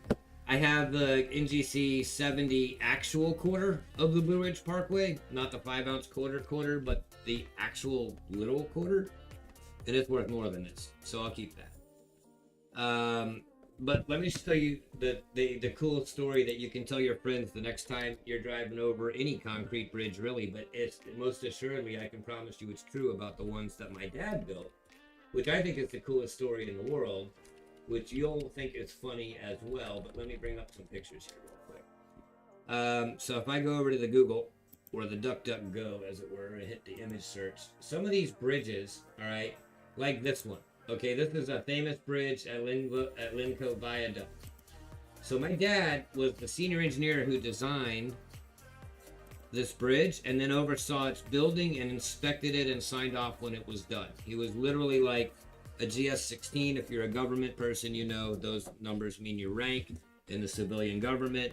He was up there. I'm not trying to brag. I'm just trying to say I'm not bullshitting you. He was really actually the man that is the reason this bridge exists, which I'm very proud of.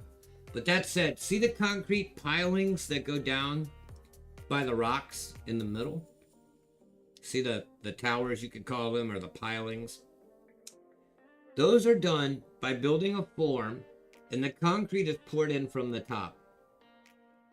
There's something like 172 of them or something on the parkway that my dad had to inspect. He would go out there in the hot, muggy, sweaty August summer days of, Tennessee and Virginia, Virginia and North Carolina, where the Blue Ridge Parkway is. And he would go out and he'd walk out on the bridge, like girders and stuff, before they even had a road. Go out to these pilings, and he would look down in them to approve them before they poured the concrete. And his sunglasses or his eyeglasses would fall off his nose and fall in and be 85 feet below him in a hole in a concrete form. So my dad said that in the 172 pilings of the Blue Ridge Parkway, that there are at least 50 pairs of his glasses permanently built into those bridges. Little trivia for you. When you're driving on the Blue Ridge Parkway, you're driving over Historic Metals' dad's glasses and dead bodies, where they rolled off those cliffs on bulldozers and shit and didn't live. Somewhere in my stuff, I've got a book the engineers made like a high school yearbook for themselves, but it was all their pictures of all the people that worked on the parkway and all their stories about things like the sunglasses and the moonshiners shooting at them and the old farmers who didn't want to give up their land to the government that were coming out and chasing them with guns. They got into street fights with locals, the engineers, because they were barging across the country, cutting this road in on people's property. It's worth it, Rhonda. It's really worth it up there. It's super cool. Those bridges, that's one of the more famous ones right there, the curving one that goes over the cliffs. Can you imagine building that? Like, what a fucking effort, you know? And that's my dad's work. That's his design. That's his engineering. And then these other more simple ones are just beautiful. And there's tons of those too. But the big ones, like Lynn Cove, they're kind of a big deal. Sunglasses. I've got pictures of my dad showing me. I don't have them here where I can show them to you, but this particular bridge over the French Broad River, I remember him taking me to that one. That's where he told me the sunglasses story, was at that bridge. So yeah, little history for me, but these are available. It's not like I'm selling the only one in the world.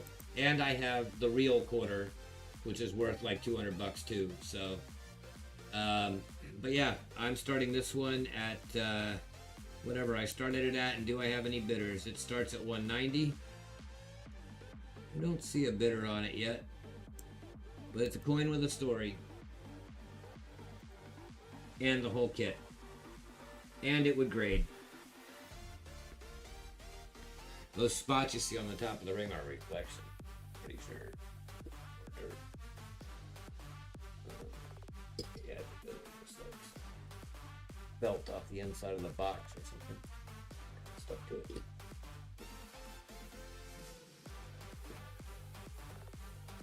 Hey, coin dude. So that's a 5-ounce collectible piece. You know, these US Mint pieces, they retain their value, as you can see. And I'm $10 cheaper than the lowest one on the internet.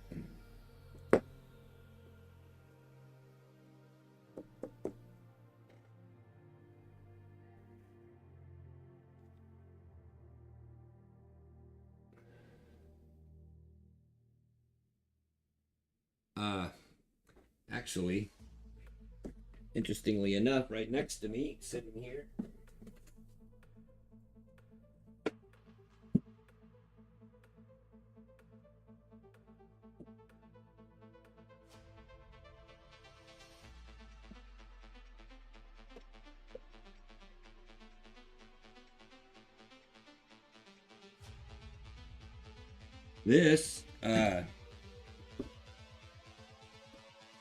this picture is really damaged. I was given this picture, it was damaged.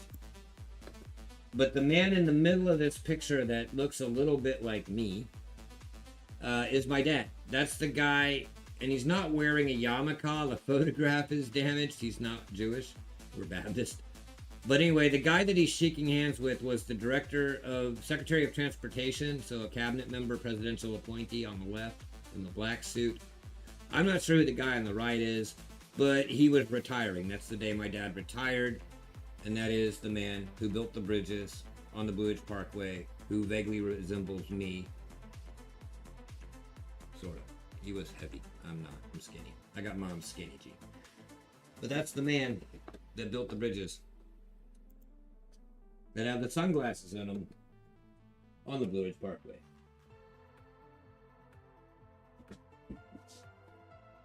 But the picture's damaged. It was damaged when I got it. Oh, and this was laying on top of it. We'll auction this off. Alright, is anybody interested in this coin? I'm not going to lower the price because, like you guys said, I should keep it. But if you're not buying it just because you think I should be more sentimental, trust me when I say I'm less interested in the 5-ounce version than the actual quarter, which I actually own. So, because I've got the silver Blue Ridge quarter NGC 70. But I'll pull it. I'm not shy on this one. I don't mind keeping it. It's just one of the biggest pieces of silver I've got to sell. I've got a 10 ounce, but I'll show it to you next. And look at what little bit I have in ounces.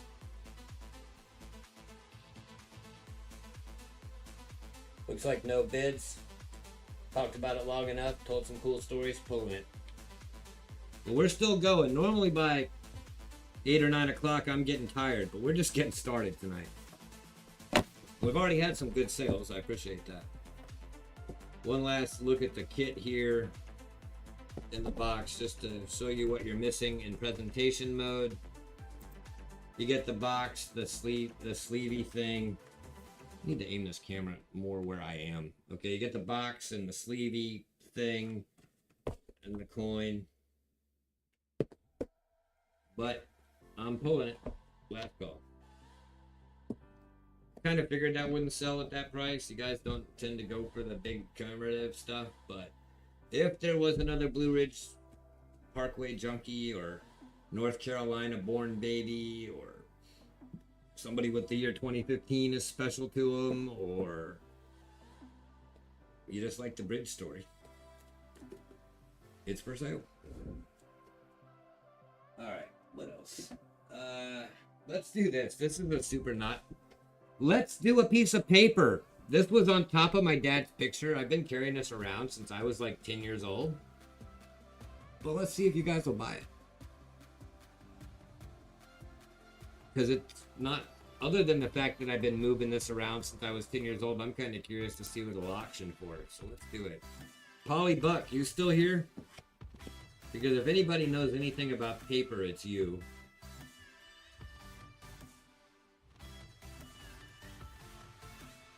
In this crowd.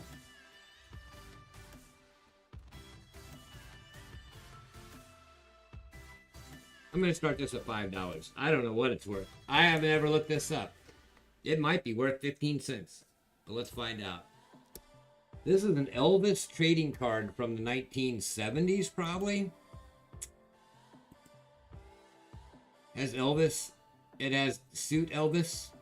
It's in pretty good shape. There's some damage to the corners and edges and creases, but I mean, I've kept this since I was a little kid. I don't know where I got it. There were 66 of them. This is number 13. Elvis had 39 gold records and sold about 250 million copies. His first record was That's All Right Mama, and his last, ironically, was named Way Down. Boxcar Enterprises, 1978, so I was 10 years old because I was born in 1968.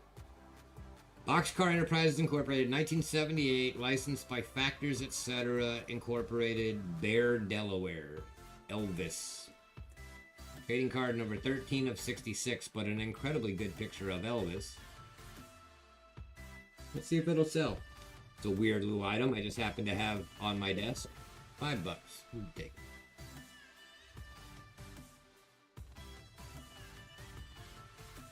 Any Elvis fans? Or are we all too young for that?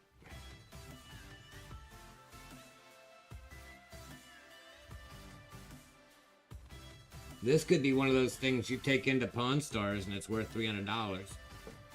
Let's see if this is on the internet. I've never looked this up. Can you imagine having an Elvis trading card and never looking to see if it was worth anything? What if I'm about to find out it's worth like $1,000? Alright, so 1978 Elvis trading card, number 13. Let's see if that brings anything up. Well, actually, I'm too expensive. I am way too expensive. New price. Starting bid $1. Here's what I know. You can get all the cards for $2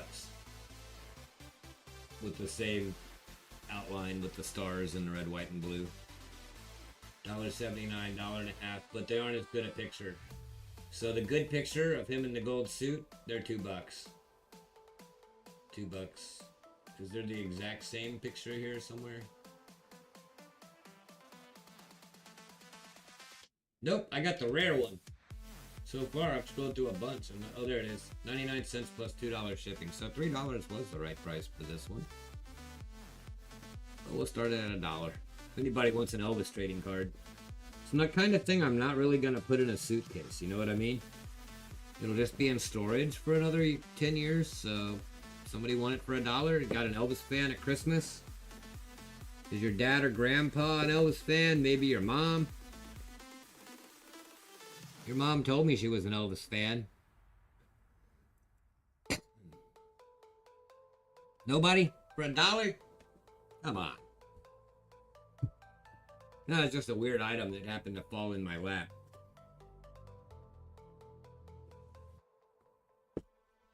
Alright. Let's move on. No Elvis. We'll leave him up for display, though. He's cool. He's now part of the backdrop. Elvis and Superman. And Pirate, and Scrooge McDuck, and Shroomy Owls, and Battleships, and Clams and Teeth. Good stuff. Alright, what are we doing next? Some silver. Some regular ouncy silver. But I told you guys, I'm getting down to the silver that really wasn't that cheap. Here, we'll do one of these. We always do one of these every show. I think this is the last one. Let the king rest in peace. Well, he's just going in storage. What's up, Coinbox? You just missed your chance to buy Elvis for $1.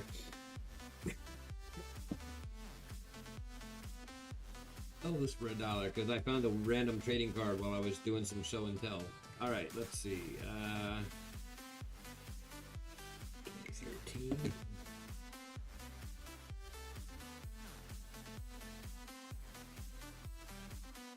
We do one of these pretty much every show. Let's do this one now. 2013 maple. It's got some milk. It ain't nothing special, but it's in a capsule and it's silver. It's a buck and go. Do the thing with the stuff. 2013. Got the queen. Got a young queen. This thing's about as milked out as it gets. This thing needs coffee and it's good to go. A little coffee with this milk and you'll be all set.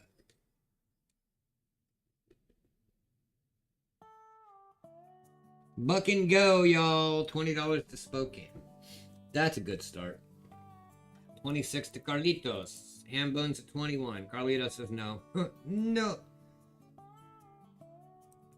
I love it when Coinbox comes by. It validates everything. It's like superstars are showing up at my show.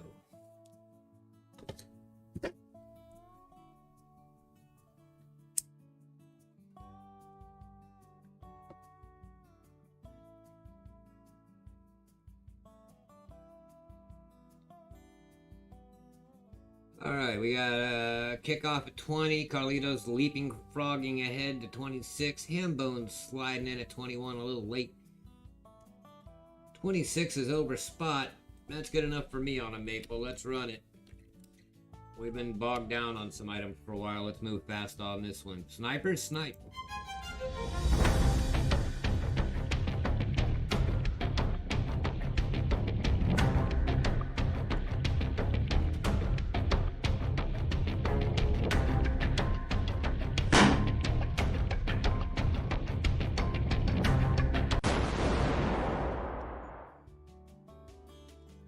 Alright, no snipers. 26 to Carlitos, who already has a wallet. Good job, man. Good pickup. Nice score. One milky maple for you, my friend. Una maple con leche. Practicing with my daily Spanish lessons. And look at me being all racist and assuming somebody named Carlitos even speaks the Spanish. He probably speaks like German. Anyway, whatever. Una maple con leche? No es ultra. It's in your wallet, my man. Next up.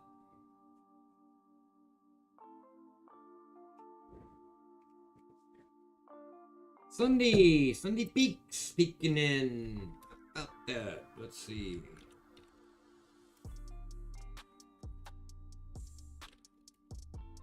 Have a date on it? Yeah. But it's the date of the event, not the date of the making of the coin. Oh yeah, 2019. Starting bid $25. Apollo 11 round. Apollo 11 round. Starting out at basically melt plus $1. It's got the Eagle landing on the moon. If Eagle on the moon was here, I had been saving this forever. But to be honest with you, I haven't seen Eagle on the moon in months. I don't know if I'm not going to the right streams. Maybe Eagle on the moon only goes to the race streams. It's got the lunar lander module on the back. The LLM is what we like to call it when you're in the know. 1969 to 2019, 999 fine silver, 1 troy ounce, space coin, 26 to Daniel. Eagle on the moon, wonder where that person is. Got your generic capsule around it to protect it. It's in pretty good shape. The light's not really showing it well, but Eagle's all there, lots of feathers and craters and stuff. Earth looks like a balled up piece of paper in the background. I guess that's the lunar module landing behind it there. No, that's Earth. It's just weird. Earth eclipsing.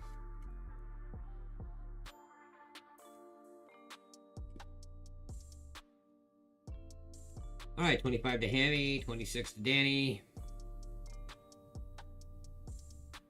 Yummy to Sunday. Sundi Piek.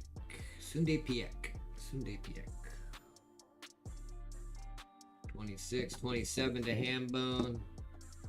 Probably a $28 or $29 round on eBay. Let's check. Let's see if I can be the lowest price on the internet. 2019 Apollo 11 1 ounce silver. Boop boop boop boop boop ba-dee-doo boop boop ba-dee-doo. They got clad ones. 36, 37. $36 is the cheapest one on the internet today.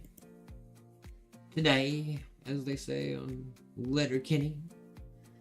It's the $36 one on Letterkenny. But we're at 27 to Hambone. Let's run it up a little higher, boys. Girls. Cooking us brats. Thanks. I actually never watched that show. I've only seen clips and it looks hilarious, but I don't subscribe to any television or pay for any television, and I haven't in a long time. So unless I can find it on the YouTube, I probably aren't watching it. Hey Trollfire, did you just finish the recital? You can take the earplugs out now. What kind of recital? Was it like a band or piano or violin or dance or spoken word, hip hop, reggaeton? What kind of recital was it? Kids singing. Okay, yeah, earplugs. Alright, we're at 27 to Hambone.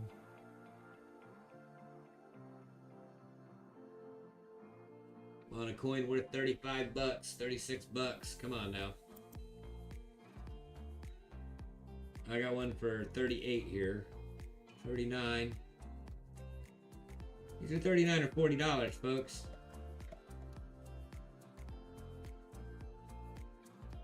The clad ones are 25.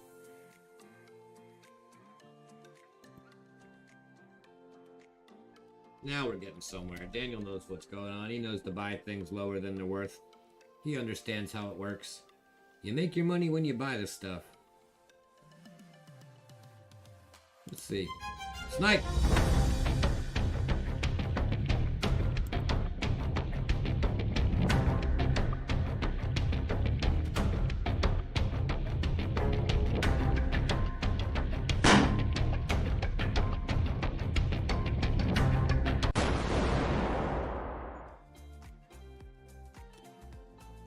Sold is it? It's going to Daniel. Going to Daniel, no contest. At $28. Oops. But there they are at 36 and going up. 36, 37, 32, but it's plus 5 shipping, so it's 39, 38. 39, 39, 40. Good pickup, dude. You just picked up a good one. 42 bucks. 42. But it's sold for $28 to Daniel K. It's going in your wallet, my man. You already got one. All right.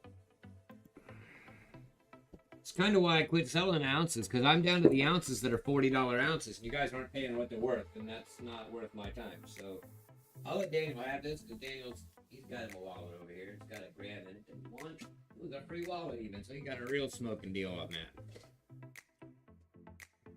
All right, let's do another ounce. I'm down to like 10 ounces, for fuck's sake. Actually, no, let's do what is it?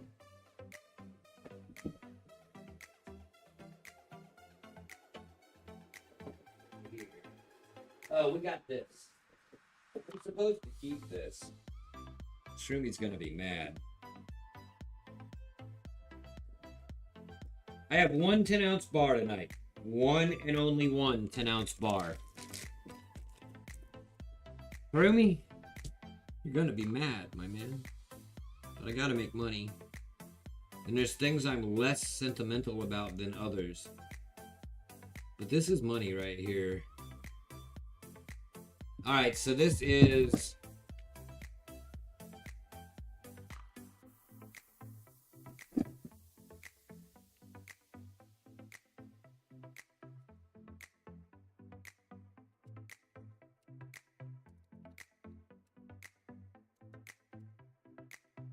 This is a big deal. What I'm about to show you, my last 10-ounce bar that I'm willing to sell, and one of the last 10-ounce bars that I actually own, thanks to you guys. So I'm not going to make it easy for you. It's going to start at $2.90. But you're going to want it anyway. This is a 999 fine silver 10 troy ounce bar that at the onset doesn't look all that special until you flip it over and you find out that it's minted from the U.S. strategic stockpile formerly stored at the USA office of San Francisco but minted in Carson City in 1981.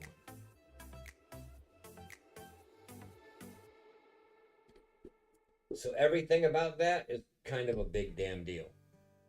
And I'm pretty sure Shroomi's going to be mad because he got the other one and he paid more. I think he paid more. And I kind of promised him that I was selling him one of two that I had and I was never going to sell the other one and we were going to be like bar brothers. But unfortunately, I have to flee the country to escape the oppressive overlords that are slowly consuming this place and go live in total freedom in the jungle. And to do that, I'm going to need money. And to have money, I'm going to sell you my formerly stored at the U.S. Assay Office vintage 1981 CC minted San Francisco stored U.S. stockpile silver. 10-ounce bar that's irreplaceable, and you can be bar brothers with Shroomi if he hasn't melted it yet. With monkeys and iguanas and howler monkeys. Howler fucking monkeys. Fuck them howler monkeys. I already hate them. And I haven't even moved away from the train yet, Rhonda. I was telling them about the trains and the howler monkeys. That's a smoking price on that bar, Sean. That's a $350 bar. Easy. I don't know if you can even find a comp on that bar. These are not common. This is special.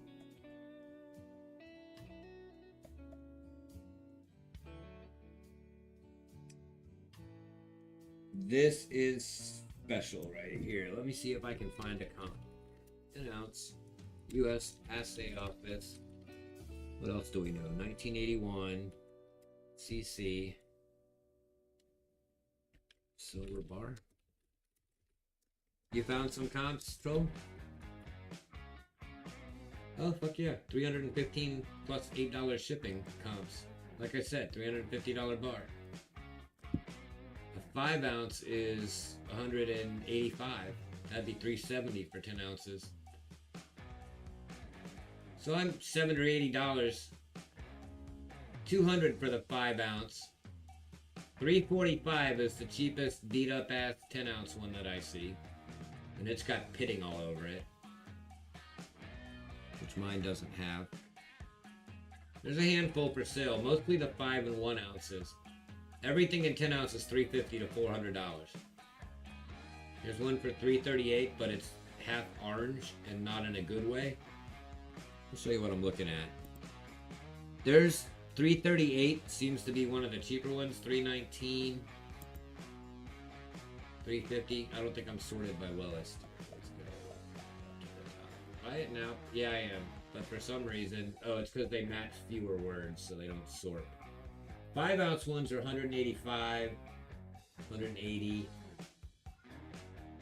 $200 for a 5-ounce, $346 for a 10-ounce, $390, $405 for a 10-ounce. $340, $320, that's the cheapest one so far from a reputable seller. $320 is the cheapest one, comparable, and it's pretty comparable for quality too, so we'll go with that.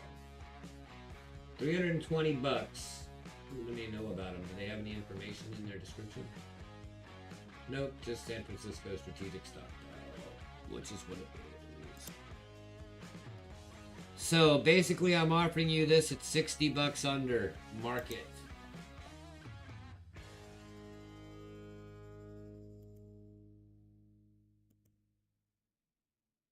And in line with a regular 10-ounce bar these days.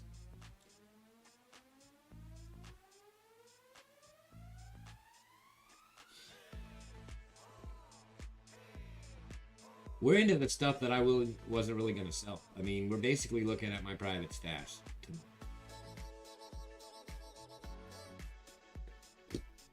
But like the song goes, ding, ding, ding, ding, ding, ding. Let's sell it.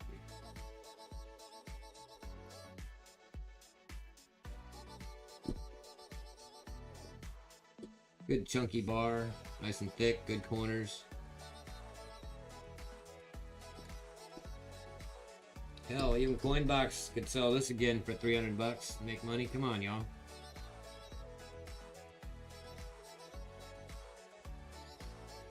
Well, they only do special stuff there, Shroom Day. That mint doesn't produce things. It only makes the occasional run like this, where they're like, oh, we can make these even cooler if we take them from San Francisco over to Carson City and make them over there. But it is mint marked, as you can see. And as they note, it was formerly stored in San Francisco, but it was minted. Yeah, you didn't have to dig it up. It fell right in your lap. I'm gonna pull this in a minute, but I need you guys to think real hard about the mistake you're making right now. This stuff does not get... There's not more of them. Like, they're not making more. You will own one of the only ones in the world. On eBay, we found half a dozen.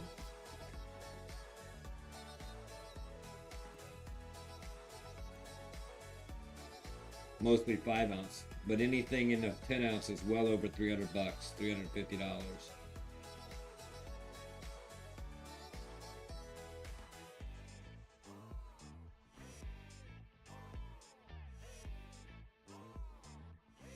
$400 in some cases.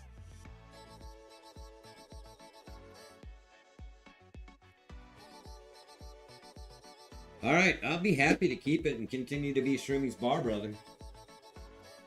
Two brothers anyway.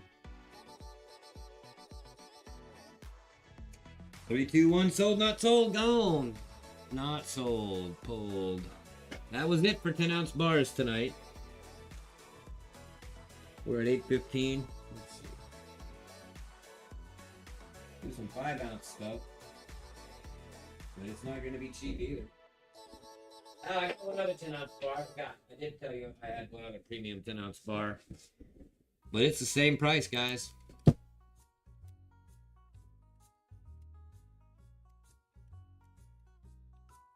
And it's the same discount.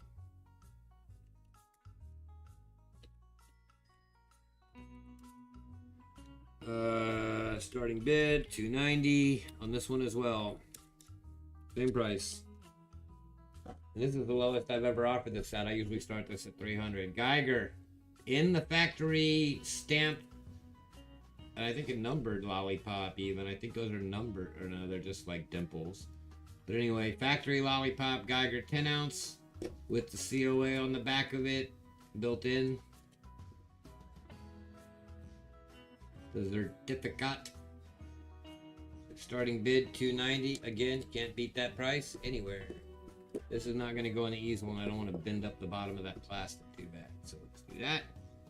Go get your comps.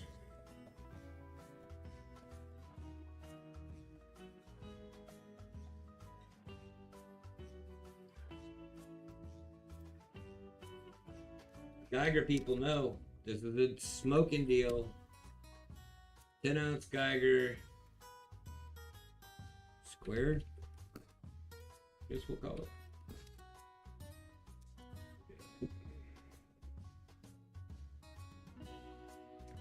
$333 from APMEX, $342 from RJ Bullion. Trollfire's in there at $290. $344 from JM Bullion. These are not in the factory packages either. Let me show you. I don't know if they'll send you one in the plastic, but they aren't showing them in the plastic at $350, $345, $342, $333. First one's only 10 grams, so it's 20 bucks. First one that's 10 ounces is $333, and they don't show you the factory lollipop. Scrolling for one that's in the lollipop, $350 plus 8. Probably stock photos, but either way, $290 is the right price. These things are going for $350 bucks, $400. Come on. 425, 342, 333, then the 1 ounce guys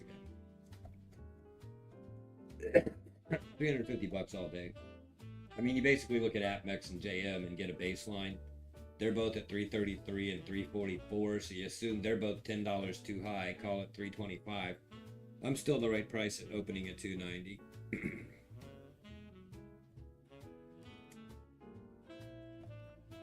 Because mine is perfecto, and mine is in the factory lollipop, and mine has the COA attached, built in, with the serial number and all the things. All the things.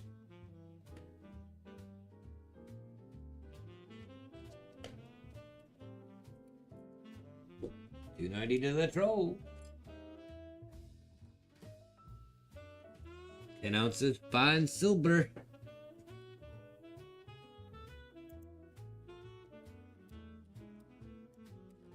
Y'all figuring out stuff way underpriced here yet? You should be buying it. This is your last chance. I'm not going to be here taking a loss on stuff much longer. I'm still waiting for my latest round of purchases from Coinbox from last night. Stuff coming in, but not much more going out. Thank you for the sub, Sunday. Much appreciated.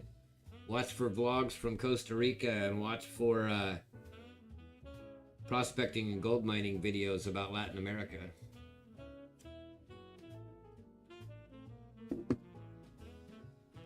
¿Dónde es de oro plata? ¿Dónde es de gold? Mi amore gold. Alright. Mi amor gold. ¿Dónde es de oro? ¿Dónde es de oro plata? Plata pura. I love gold. Mi amor gold. Snipers, buy the Geiger 10 ounce brick for a little higher than $290 and you'll take it away from Troll, but if you're going to do that, you should do that right now.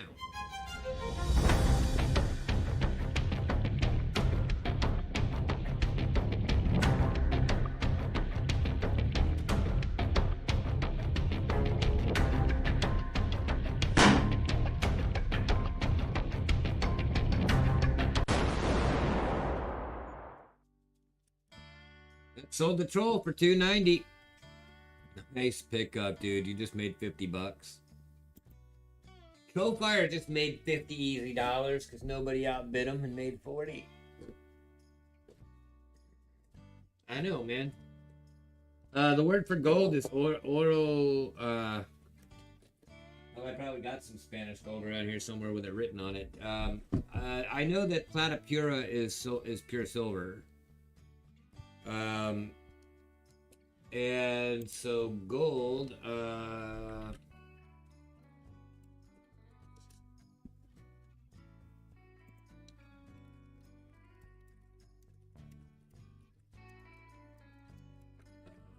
You write this stuff down for troll, but let me also say, soy rico en oro y plata. Soy rico en oro y plata. Soy rico en oro y plata. I thought it was oro.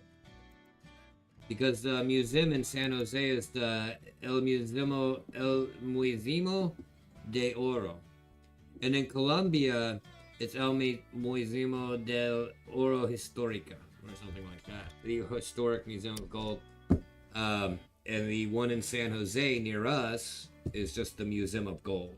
And I will be doing videos on at least the one in San Jose. I'm not sure if I'm ready to go back to Colombia and fight street gangs again. Soy rico en oro y plata. I am rich in gold and silver. Soy rico en oro y plata. Go fire. Write you down. Put it in your wallet.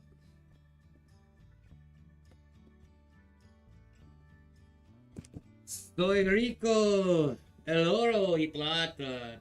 Ti encanta el oro. Me encanta el oro. ¿Tú encanta el oro?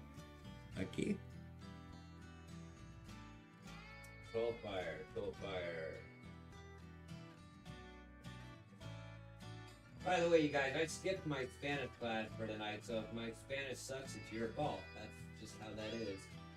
Troll fire, where's your thing here? Here it is. You got a piece of sterling, some gold, some free silver, and some big silver. Nice. Where are we at? 8:21. We'll go till 9 o'clock. I've made a bunch of money, and I'm starting to sell you stuff I don't even want to sell. Me gusta grande señoritas. Ha ha ha ha ha. Ja, ja, ja, ja, ja. Me gusta aviones. Me gustas tú. Me gustas marijuana. Me gustas tú. Points if you know what I'm singing right now. Carlitos may be the only one who's ever even possibly heard of it. And Rhonda, who I showed it to 2 days ago. Me gusta tú. Manny Chao. You know him, Carlitos? Manny Chao? Manu Chao? You ever heard this person?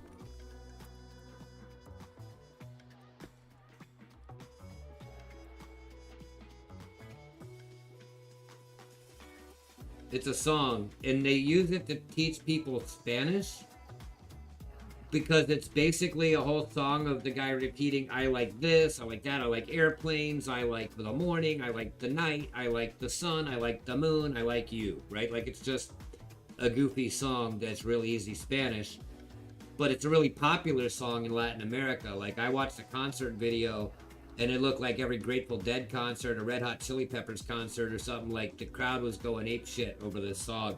And he's like, he kind of looks like Dave Matthews, but he sings in Spanish and he dresses like a member of the Red Hot Chili Peppers. So somewhere between like the Red Hot Chili Matthews and Spanish is this song. It's pretty good. We like the Grande Señoritas. Muy bonito Grande Señoritas. Okay, very good. De linda señoritas, chicas, de linda chicas, de linda chicas, the cute girls. All right, so anyway, if you want to learn Spanish, pick up the video for Manu Chao's Me Gusta Tu. He even sings I Like Marijuana in the song, and I started laughing in the class, and the teacher said, bullseye! I knew I picked the right song. Because I told him, me gusta marijuana. All right, so... very good. Let's move on. Let's do some gold. Speaking of gold, let's sell some gold. What kind of gold do we want to sell tonight? I've been trying to sell those bars. Let's see if we can move some of those.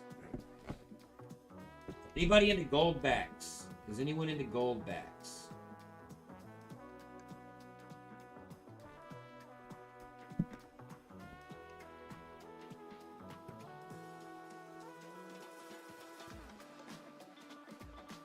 Did I show you the gold backs again, or no? Should we just go to some regular hard gold?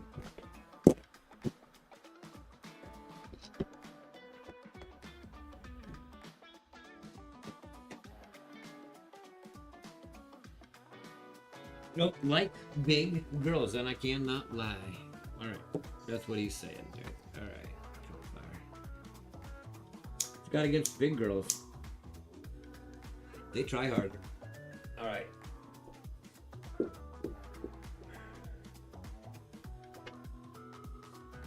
And they can usually cook, but not always true. Alright. Let's do some gold.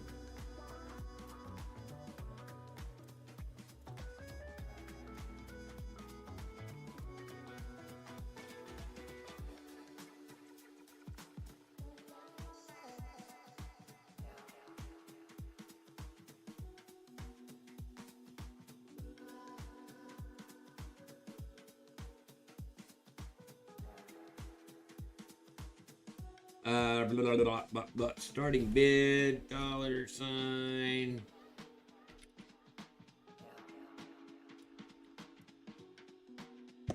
Right where it should. We'll start it under what it should be, like I do. Probably take a loss, like I do. But let's get some stuff sold. China, 120th of an ounce. PCGS MS69 Panda Bear. Well, are you trying to say that Michelle is a big girl? I don't think he would appreciate that. Did you get him to the airport safely? I guess you're home from the airport now, huh? Folks, Michelle Q and Rhonda K are my next door neighbors. They're the people I bought the bus from, and who found the land right adjacent to them for sale for me and let me know it was available and made all of this possible by telling me it existed. I visited them last year. Oh, okay, you went to Alajuela. I was saying Alajuela until I figured it out. And it's Alajuela. Alajuela. Alajuela, Costa Rica. Oh, he's spending the night there?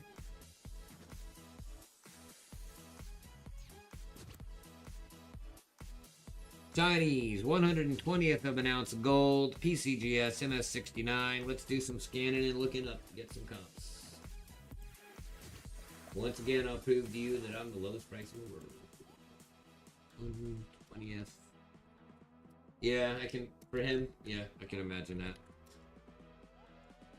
120th China, PCGS, MS69. Yep, Farmer already figured out the comps.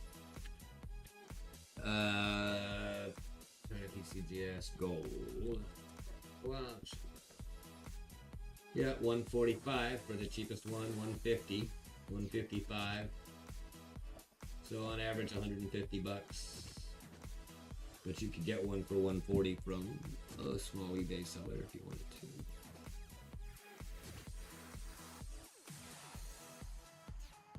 But as usual, my price is smoking. You don't need to comp me because you already know I'm selling stuff at a loss just to bank my trip. Didn't you buy the other one? I had 2 of these gold sniping, Farmer. Didn't you buy the other one? Is it still in your wallet?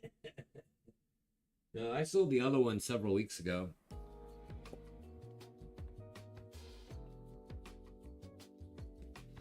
Yeah, if you bought it, you've already sold it. These are good, though. The pandas are cool, man. Pandas are really nice little patterns. People like them. This is back when 2012, they were still actually a 1/10. They're not the 3 grammers that they do now. There's a temple on the back. So it's a real 10th, too, not a 3 grammer, just so you guys. I mean, not a, it's a real 20th, not a 1.5. It's like 1.6.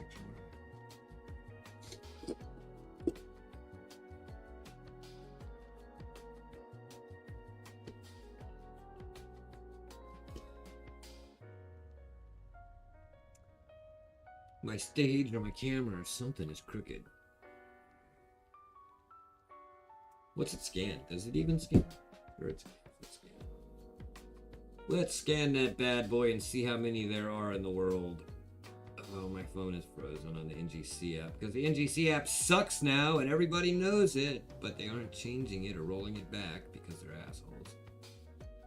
Alright, metals, PCGS icon, scan the thing, get the price. You don't sell your gold very often? Well, trust me when I say I've kept quite a bit of mine as well. You guys just got the easy stuff. You didn't get the good stuff. Scan the mark. Pardon me while I take that off the stage and scan it for everyone's informational purposes. Survey says that this bad boy has a his price value is actually in the low, 108. I'm surprised because you can't buy one for that. First thing I've ever scanned where it was less than the eBay prices, but I'll show you. Sniping Farmer at 110 is still going to make money if he ever does sell it. Pop higher, about 7,000 of them, 8,000 of them. Not super rare, but 2012 is one of the better years for pandas. And gold is gold, especially at graded prices. Let's run it. I think we've beat the scan price and getting close to the eBay price, so let's 140 bucks on eBay is the price we're trying to beat here. Snipers at 110 or farmers at 110. You guys do your business.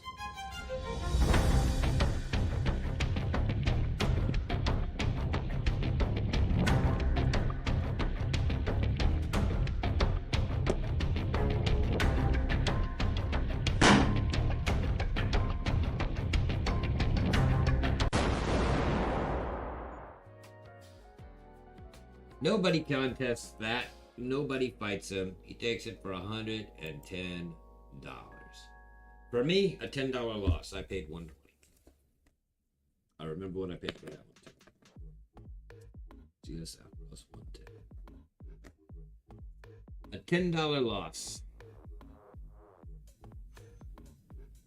But it's easier to sell, Troll, a lot of the time. And actually, you say that, but you have one of the most expensive pieces of slab gold in anybody's wallets in your wallet. So you can not like it all you want. You paid almost 400 bucks for some of it. Let's see.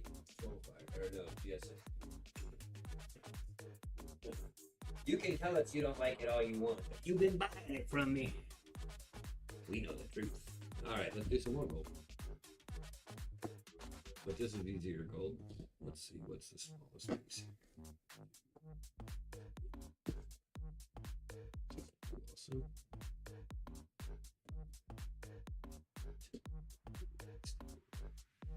What's gold spot at?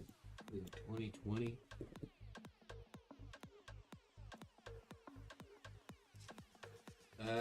Let's start these at, oh, they're going for 150, 160 from the cheap places like Liberty, bullion exchanges, which is our go-to prices. So let's do this.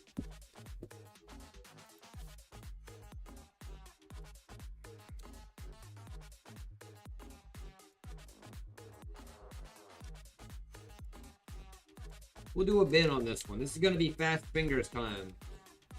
Fast fingers time. I'm gonna go, oh, I don't know, $17 less than the cheapest one on the internet.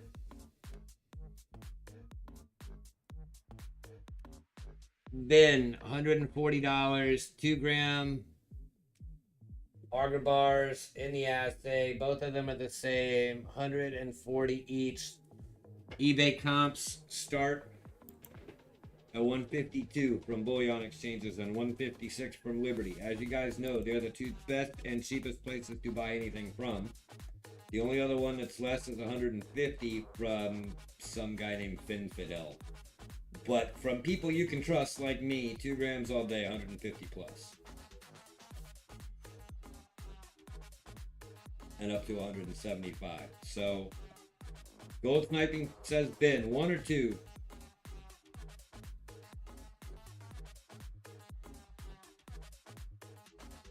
1 or 2, farmer. Okay.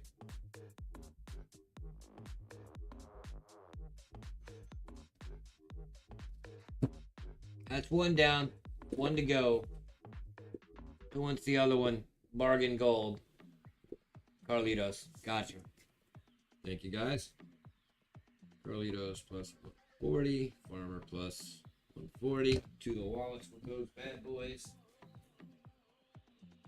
Alright. Carlitos has a nice well-rounded pile of coins, silver, and gold. Several of you do. But only some of you have copper, because I ran out of copper. Alright, what time is it? 8:35. Okay, 8:35. Let's see. Well, we'll just do these last couple bars. This one's more expensive. Let me see how much more expensive.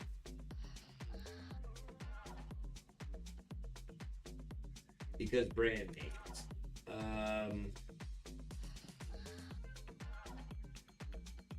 Yeah, these are going for almost $200, but we won't do that to you. Actually, they're going over 200. Oh, shit. Wow. Why are these so expensive? Well, I'm not going to do that. Tell you what I'm going to do, though. The absolute cheapest one is 194, but the cheapest one in an assay is 211.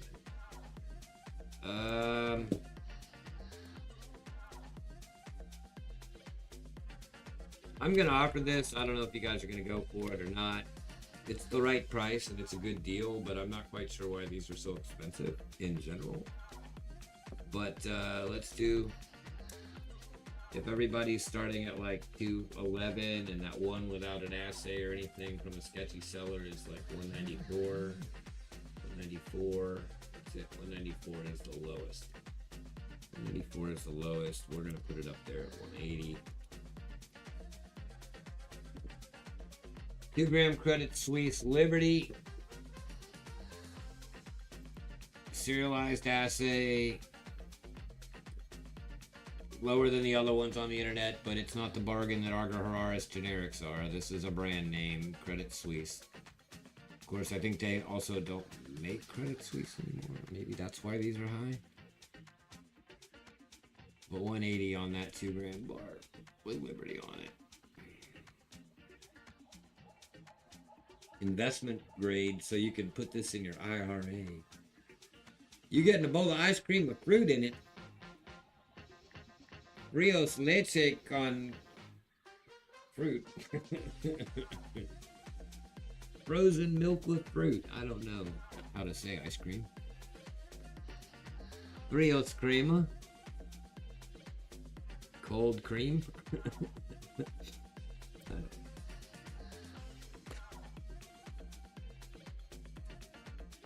Me no sé.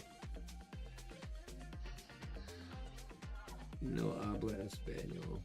I'm doomed. Oh yeah, the black cherry ice cream. I forgot about that, but that was an incident, man, that almost caused us to unfriend. This dude eats ice cream with black cherries in it. You have choices like chocolate and caramel, and he eats freaking black cherries. You might as well have olive ice cream. Anybody interested in a fancy gold bar for 180? I'm not shocked if you're not.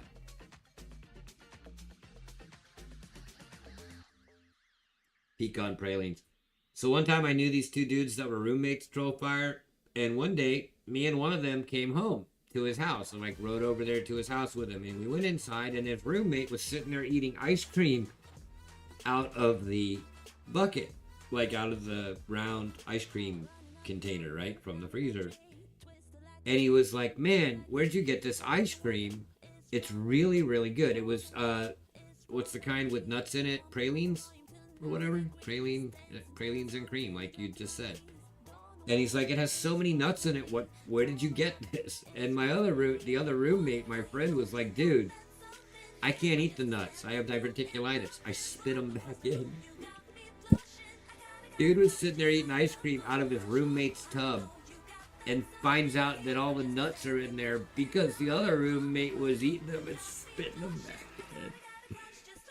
He almost puked. I died laughing. It was the best thing ever. You couldn't script that on television show. It was so funny. It is so... And it was so set up, too. He's like, why are there so many nuts in this ice cream? It's so good. I've never had ice cream with this many nuts in it. It must have been a factory mistake. And my friend's like, he's like, no, man. I can't eat the nuts. I can't. You know that I can't eat nuts. I spit them back in. Ah. All right. Where are we at? Nobody's buying this thing. This is too expensive. I agree. That's all. Let's keep it. All right. But I can do one more bargain bar. Prices.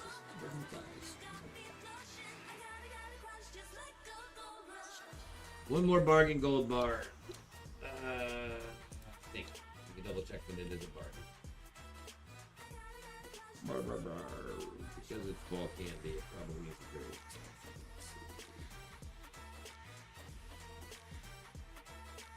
Yeah, that's more like it. So, for the roughly the same price as that 2 gram, let's do 2.5 grams of ball candy.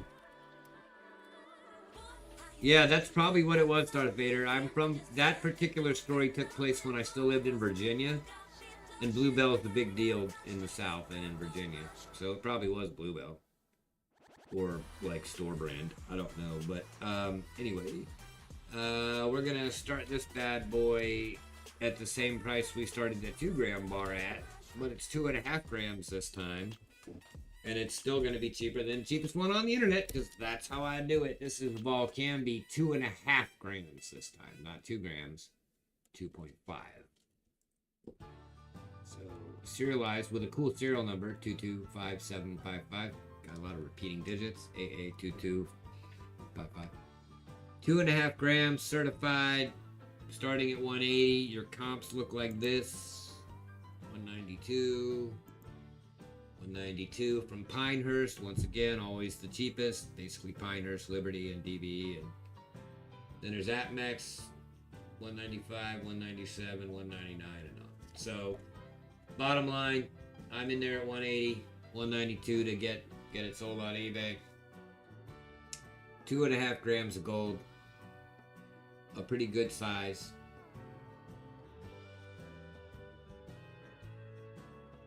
Figure if you're ever in an emergency, it's worth 2 grams at spot plus whatever you lose selling it to a pawn shop. So $180. What's that work out to a gram? Let's figure that out.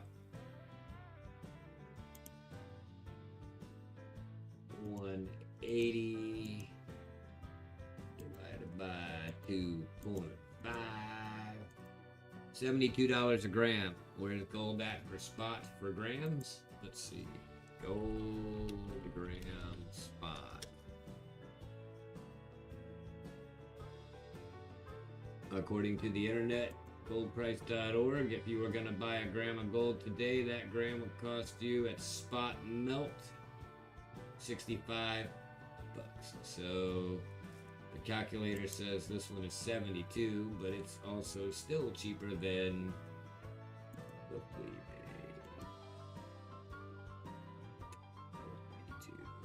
Who's in for some cheap gold? Más de una onza de plata. Sí.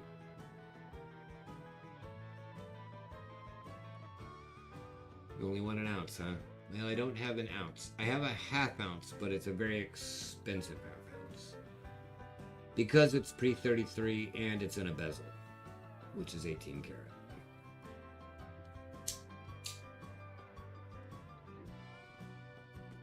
But no onza se vende. No onza se vende. No se vende onza.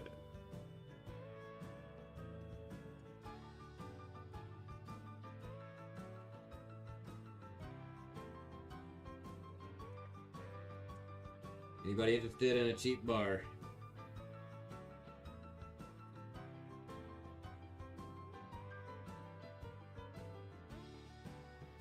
Yeah, that, well, Moss, more 1 ounce silver, oh, 1 ounce, oh, right, de plata, not de oro, plata, right, de oro, right, There isn't much left, Hambone. That's the problem. That's why I've quit selling 1 ounce silver. Because I literally have one, two, I can count them on 2 hands. I have 16 single ounces of silver left. I had about 600 ounces of single ounces of silver. Now, I'm not counting a couple tubes that I got of, like Aztecs, but in terms of interesting ounces, I have 16 ounces left, and they all need to sell for $40 or $50, and you guys don't pay that, so I'm not showing them to you. Because I'm not just going to throw stuff away. I'm throwing enough stuff away as it is, but I'm trying to choose stuff I don't care about, or that I'm not taking a brutal beating on. Bad enough losing money on every item myself.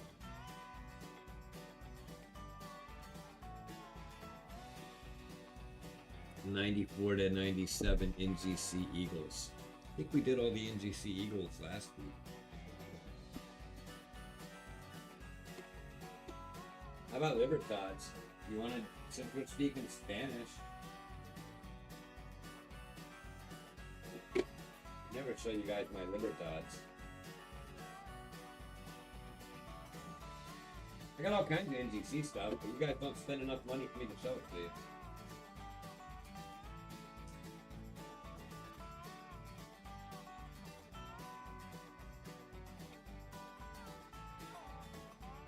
I might be able to put up the... Following your lead, bring on the painful stuff you don't want to sell. Well, I'm still working my way through the stuff that only hurts a little bit. The really painful stuff, you guys can't afford it. You've proven that to me. It's not just an assumption. When I show you the stuff that's valuable, nobody goes, it just goes crickets in here. So, NGC MS66, what are you worth? Let me scan you two. Let's get 2 opinions on this. Yeah, that's about what I thought I could do. Let's see. Are they both the same, though? Because they are different years. Metals, NGC. I'm about to show you something that's probably a pretty good value. And probably a pretty good collectible, and probably one I should take to South America and sell. But then again, it may be cheaper there, like Eagles are here than they are in Great Britain, for example. Scan barcode.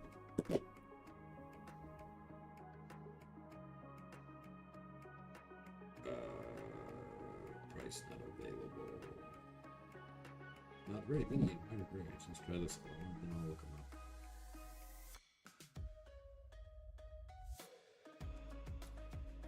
Hopefully I can put both of these up in the same auction and let winner choice happen. I think I can. I think they're worth about the same, but I want to make sure because years matter. So it's worth 55 to 75, $80, 80, all to 100, 125.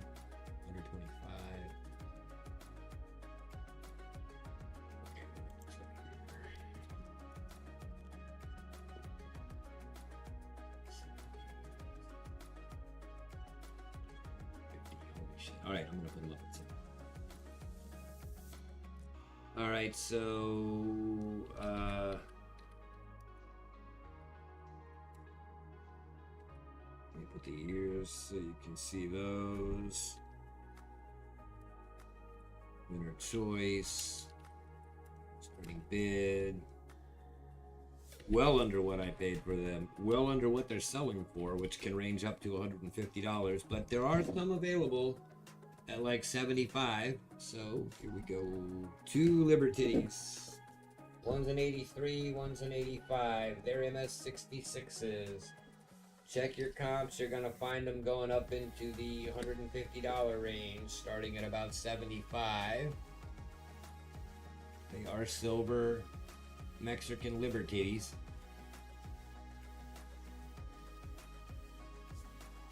We'll see, Ronald.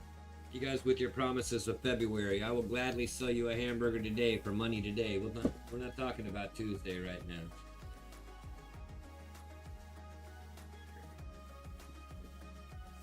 Talk about February in February.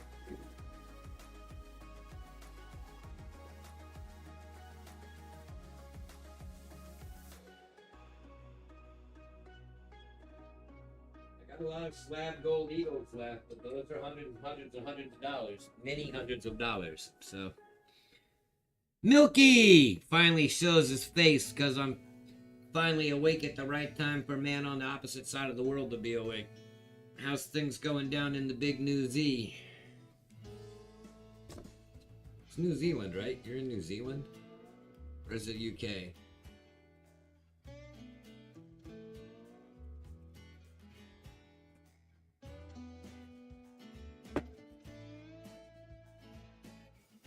Well, Silver Stack Mac, it goes like this.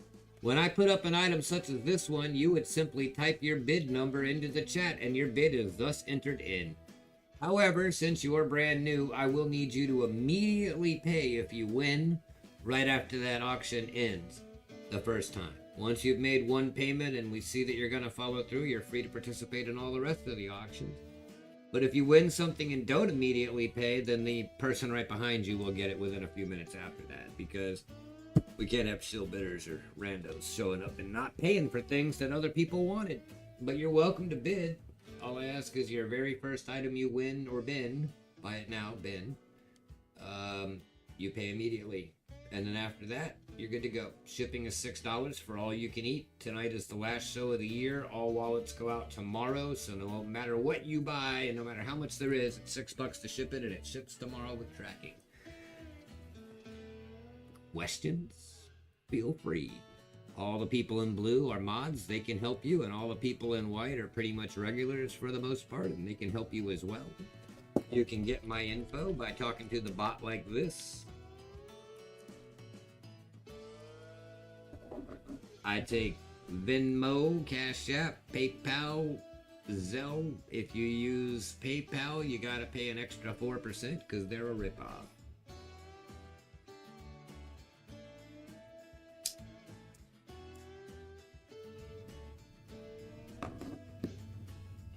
Glasgow, Scotland. Gotcha.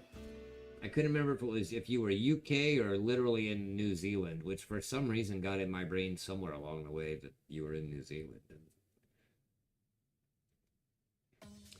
Oh, you're going to find auctions every day of the week, almost every hour of the day, Silverstack. I recommend if you want to get back into the scene and you'd like some good recommendations. Most people are wrapping up for the year, for the holidays, because shipping gets really sketchy right now until about January.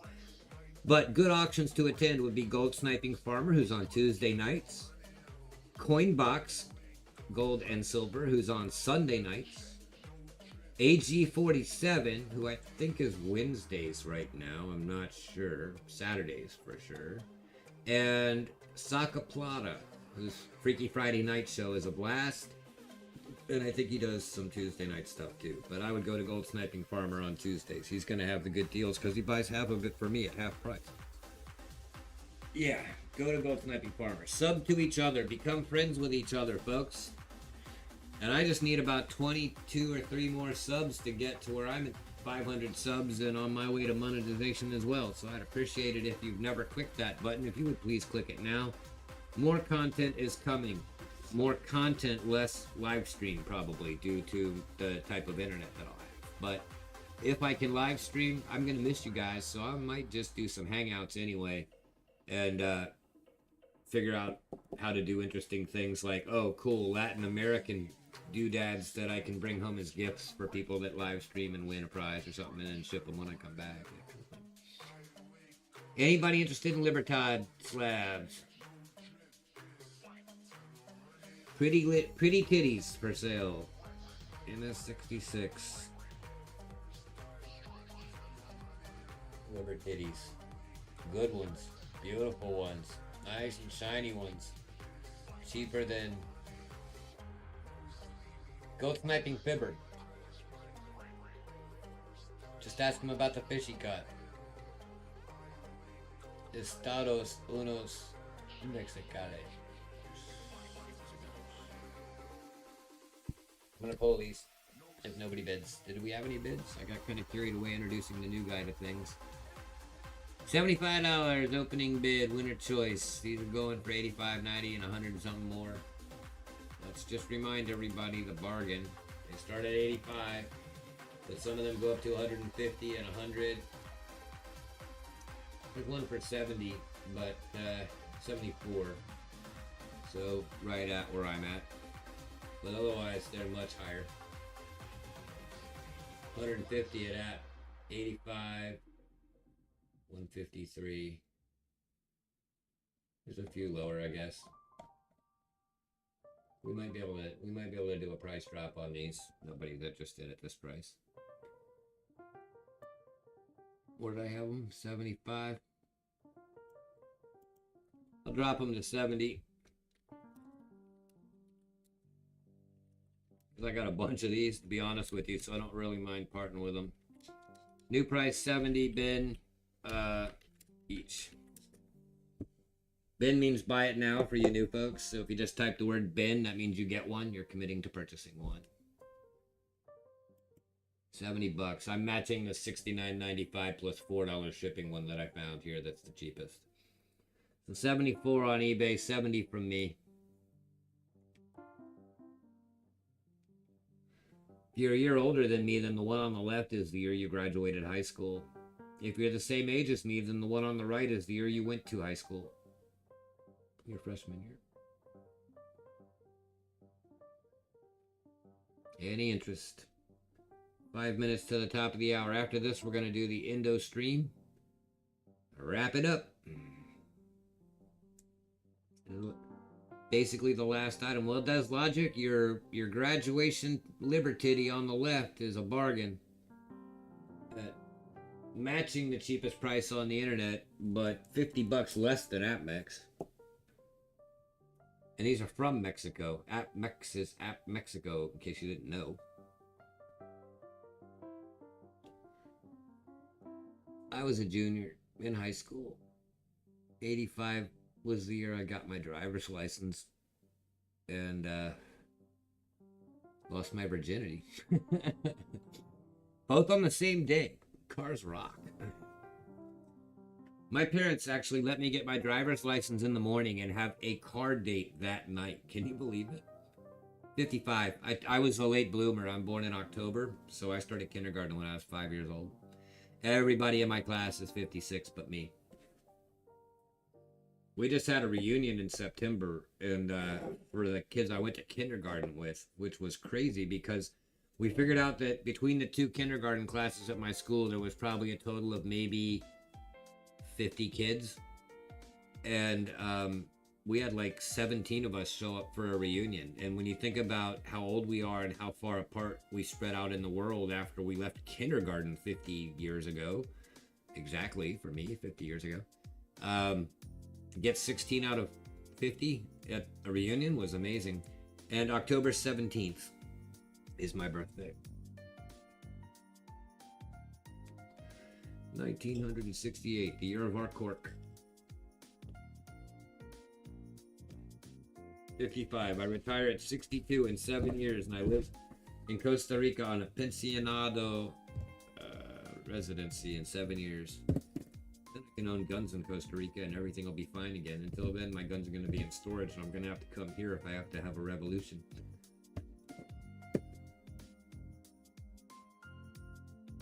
Yes, everyone go to Gold Sniping Farmer's auction tomorrow. He's taking the mantle, and he will be the place to be in my absence for good deals. But not as good as mine. Nanny boo boo. All right, you old fucks. I'm gonna pull these down. Everybody that's over 50, I'm talking to you. Let's see, 85 and 83 are goodbye time. Nobody bid, right? We're talking ages, not bid numbers, right? Okay. Elvis is judging you right now for passing on those liberties. Elvis is judging you. Alright, said I was going to end it and do a God, but surprise item, the big finale, the one that I think gives everybody a chance to be happy. I said I'd never sell it. I said it wouldn't happen. I said this would never go on the block. And it won't, because I just picked up the wrong one. Let me get the right one. Do the whole speech over again. Oh, where'd it go? Where'd it go? Come on. Where are you? Special thing that I wanted to auction off at the end of the show. Where are you? I Can't find you. I forget what's wrong about what you are, but I thought you were here. Here it is. Yep, I said I wasn't gonna do it. I said it wasn't gonna happen, but it's gonna happen. We're gonna have one last auction tonight. It's an expensive item. But it's one you guys love so much. And it's super special. And I'm getting my comps because I really don't want to screw this one up.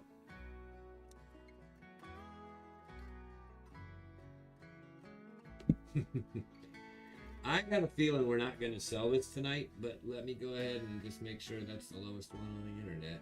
I know that what it is.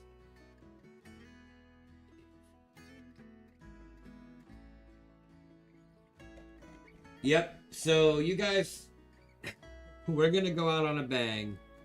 Nope, not pre-33, Milky. I have one piece. I just got it. I literally bought it last week to replace the pre-33 that I sold 2 weeks ago. Does logic hush your secret spilling mouth? Oh, Sean's getting smart too. You guys with your smart. You think you're so smart, but you're almost right. Not only are you almost right, but your mouths are gonna drop. Your mouths are gonna drop. But we'll see if anybody's feeling spunky.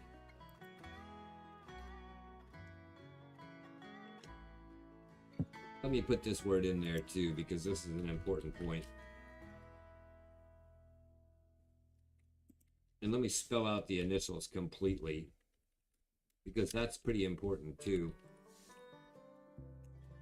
And then let's start that bid $75 less than the comps, because that's how we do on my show. So the comp is there, and there's not very many. Let's scan it before I show you. Let's get all our information straight before I make a huge mistake. Because this one, if I do it wrong, now we're talking car payment. Alright, I don't have a car payment. I haven't had a car payment in 25 years. But that's beside the point. Because I buy used cars. I'm not going to put my money in somebody else's pocket unless I'm doing it for you guys when I sell shit at a loss. That's how it works. Alright, scan the barcode. Barcode says. Doop, boop, doop, boop, beep, beep, boop, boop. Oh yeah, it scans exactly where I'm starting it, which is $75 less than eBay. Ladies and gentlemen, I present to you the 1885 CC key date proof like MS62 Morgan dollar. 1885 CC key date MS62 PL starting bid $850. You think that's crazy? I told you I had triple digit Morgans. And we're just getting, well, we're not just getting started. We're actually getting ended, because this is the last item of the night. This is the big hurrah. This is the bargain. This is the deal. Here's your proof. $925. Get one in the CC box? $1,050. Get one that's top pop, MS70? $35,000. Let me say that again. Same coin, graded. I've got it for $850. You get this one here that this guy thinks is top pop, that's rainbowed. If he's saying top pop, he better have it in an NGC 70. He does not. He's just got a raw dollar. He's selling it for $35,000. He's high on the crack. But moving on. If it was 70, it probably would be that much. But it's not. Not with a validation anyway. 835 plus 9, so 845. 939. 1,500. That is a deep mirror PL instead of just a PL. That's not ACC. easily beginning at $850 to $900. I have you up there at $850. That's a 62. That's $925. Mine is a 62, but mine is proof like. Theirs is not proof like. No PL designation. When you get into the proof like one, the PL one, I did see one that was PL. Well, there's the $1,500 deep PL. Here we go. Nope, that's not it. That's not a CC. The first one was it. That was the one. At $925, it's not even proof like. Basically, it's $1,000 coin, folks. $850. This is your blowout finale special. $1,000 Morgan for $850. Scans at $850. Higher grade, 595 of them. 124 graded at this grade. This is your final item of the night, your final bombshell bargain. You guys like the CCs, you like the rare years. 595 in higher grades, 124 in this grade. Scans at $850. Proof like 1885. Key date CC. That is mine, not the eBay.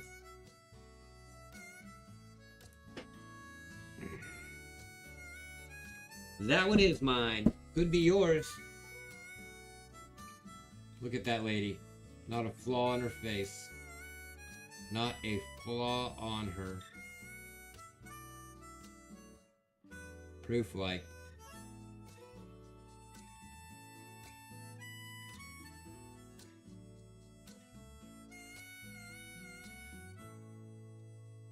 And that's just the kind of Morgans that I don't normally show you. Those are the ones I got a box full of that aren't going anywhere. But I thought I'd throw you all a bone if anybody's interested.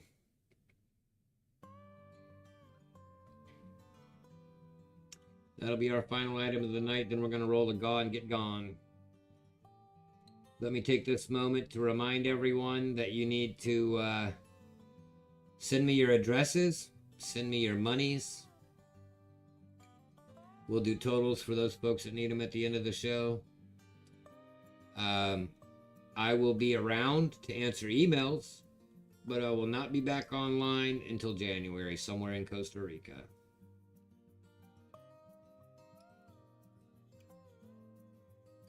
Yeah, I can't do layaway, Trollfire. No layaway. It's got to be cash and carry tonight.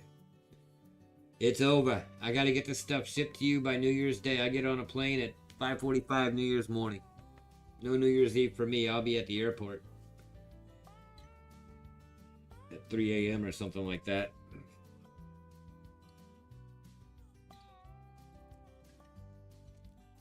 No, the cheapest one on eBay that's not even proof like is $925. Des. There is no proof like comp. I'm cheaper than any that you can buy, and there's none proof like. And Rhonda will be at the airport waiting to get me. That's right. In her new car. Basically, cheapest 1885 cc in the world right here, folks. Especially proof like.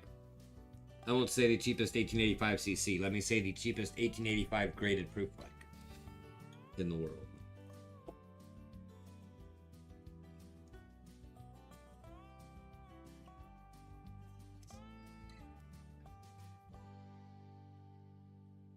If you're on the fence about $850 on this, I can't really help you much.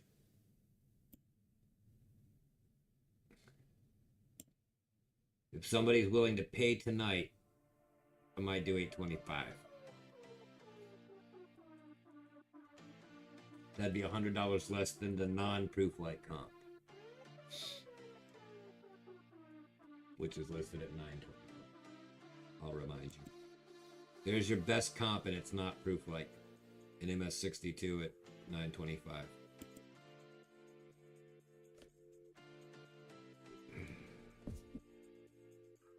$825. New price going once.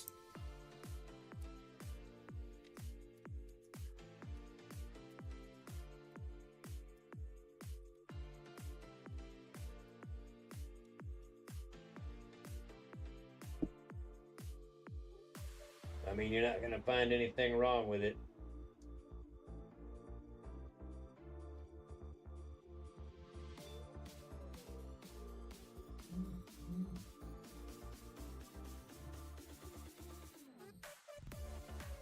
Well, Silver Stacks Mac, go see Gold Sniping Farmer tomorrow night. Thanks for dropping by. People, check out the new guy's channel. It looks like he makes videos about stuff. Help each other out. Go sub up to my friend Rhonda if you want to see our places in Costa Rica. She makes videos about Costa Rica and shows the land, which is literally the same as my land since they share a fence. It's only a wire fence, not even much of a fence. So everybody subscribe to Mitchell Q and Rhonda K. And those are my next door neighbors. And between their channel and my channel, you'll see more of all of us. No more anything, Ronald. This is the last item of the night, of the year, and of my auction career, at least until February, when there may or may not be pop-up auctions, depending on how my life is going when I'm living in a bedroom at a friend's apartment complex. During my visits back to the States, with my stuff in storage in a secured location in another town. So it may or may not happen. And the way you guys beat me up on prices, I may just take the stuff to a store and deal with an LCS in Nashville, because I'll be up there and not 90 miles away from them anymore. I gave you 32 auctions to buy my stuff. This is the last item of the last one. You guys are all thinking about it real hard, I can tell. While you're thinking about that, let me get the final giveaway queued up.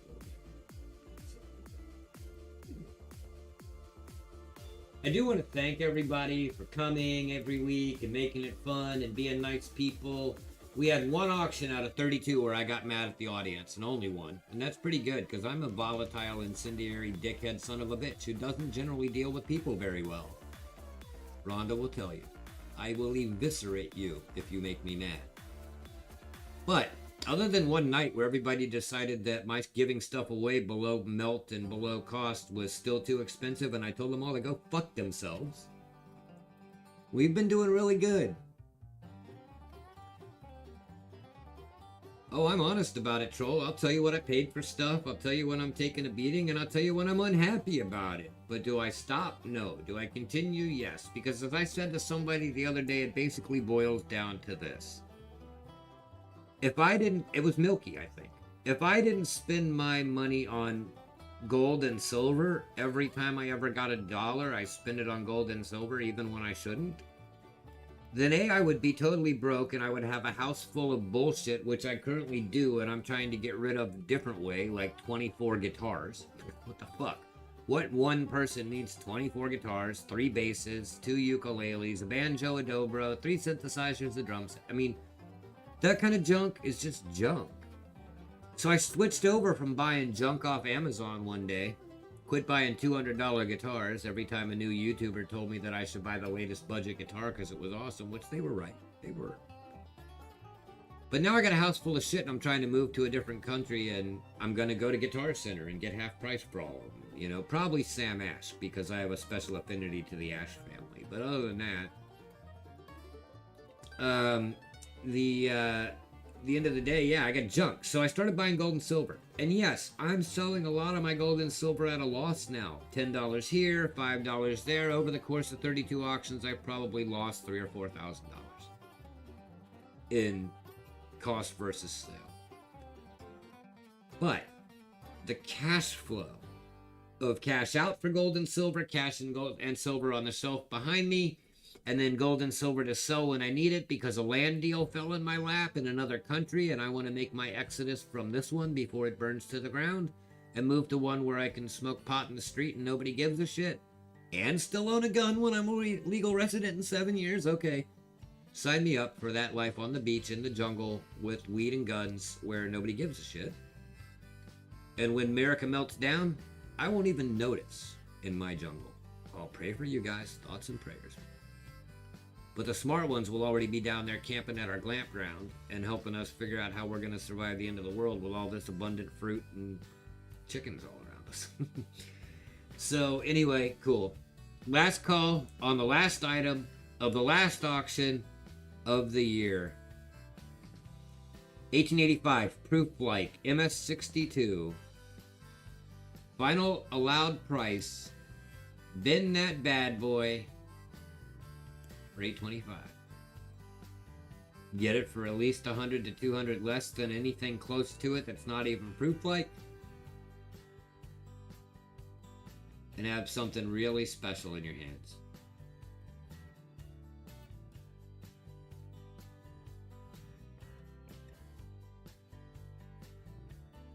$139 years old.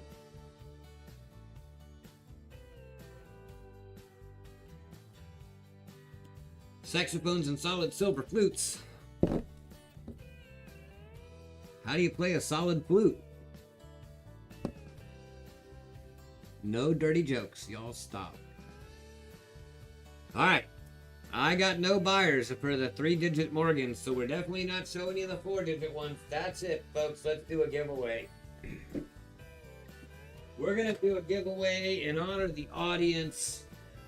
It's going to be a little bigger than most of my giveaways. How many of you are still here? 14 of you. And the 14 of you that are still here are my most diehard regulars. So guess what I'm going to do? You know this bag of Grammys that I've been pulling out of all of this time?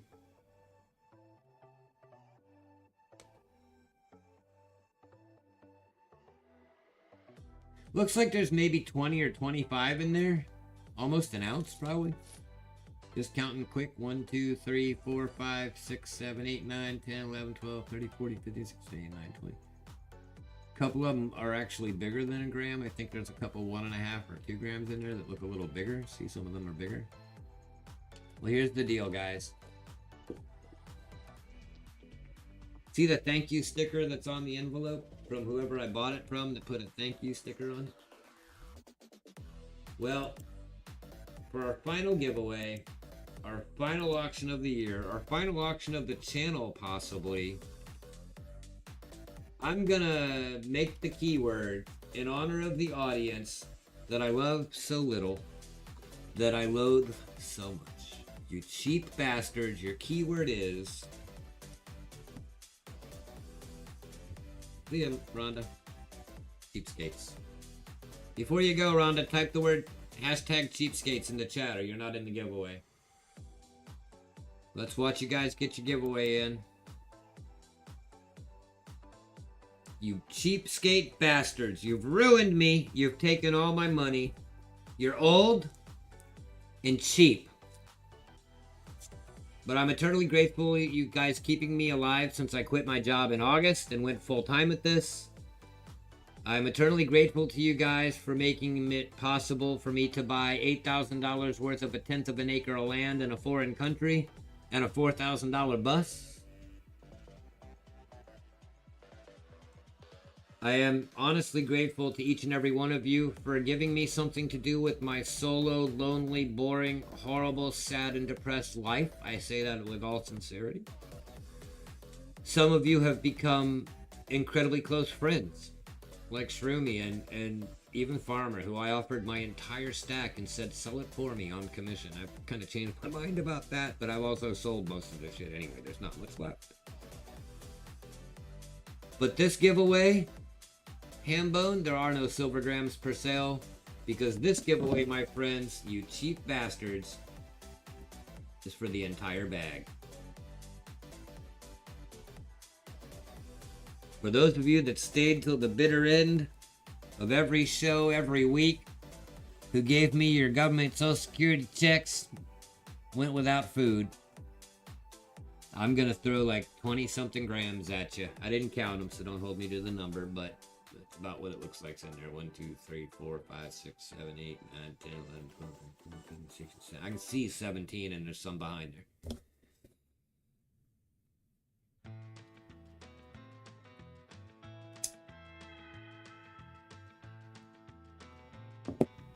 Which thing that I said should be a sticker? You cheap bastards? Is that one?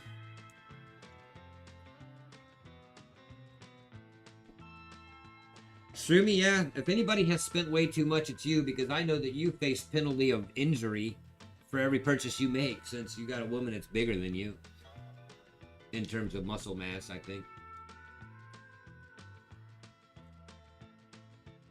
I wasn't trying to say she's big. I'm just trying to say she can beat you up. You know what I mean. Alright, we got 12 eligible users out of 19 watching.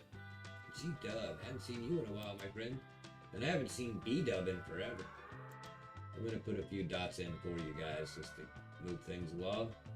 12 people eligible, 19 watching, 7 of you. No, but she can beat you up, Shroom Day. That's what I was trying to say. And if you think she can't, try her. But stream it. Did you, Milky? Were you the first one to buy something last October 2023? Or 22?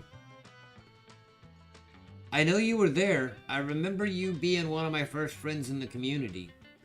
And we shared a love of other things like gold jewelry and pocket watches and things like that.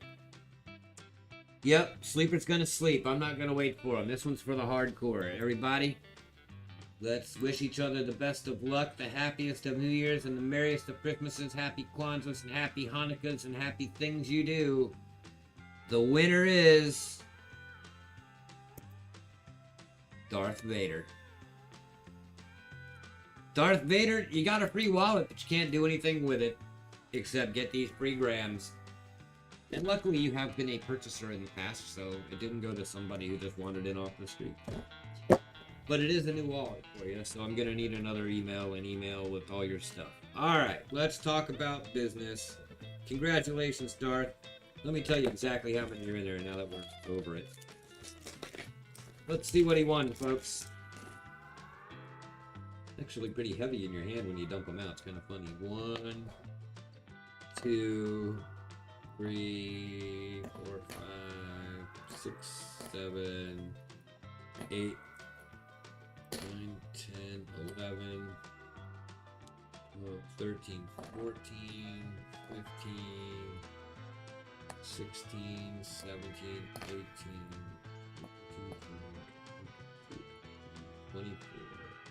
24 grams. Put it in Carlito's wallet. Holy cow. Oh, that's right. You guys are affiliated. You are the child of Carlitos, aren't you?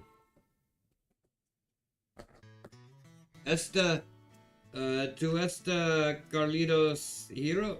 Hero? Is that the right way to say it?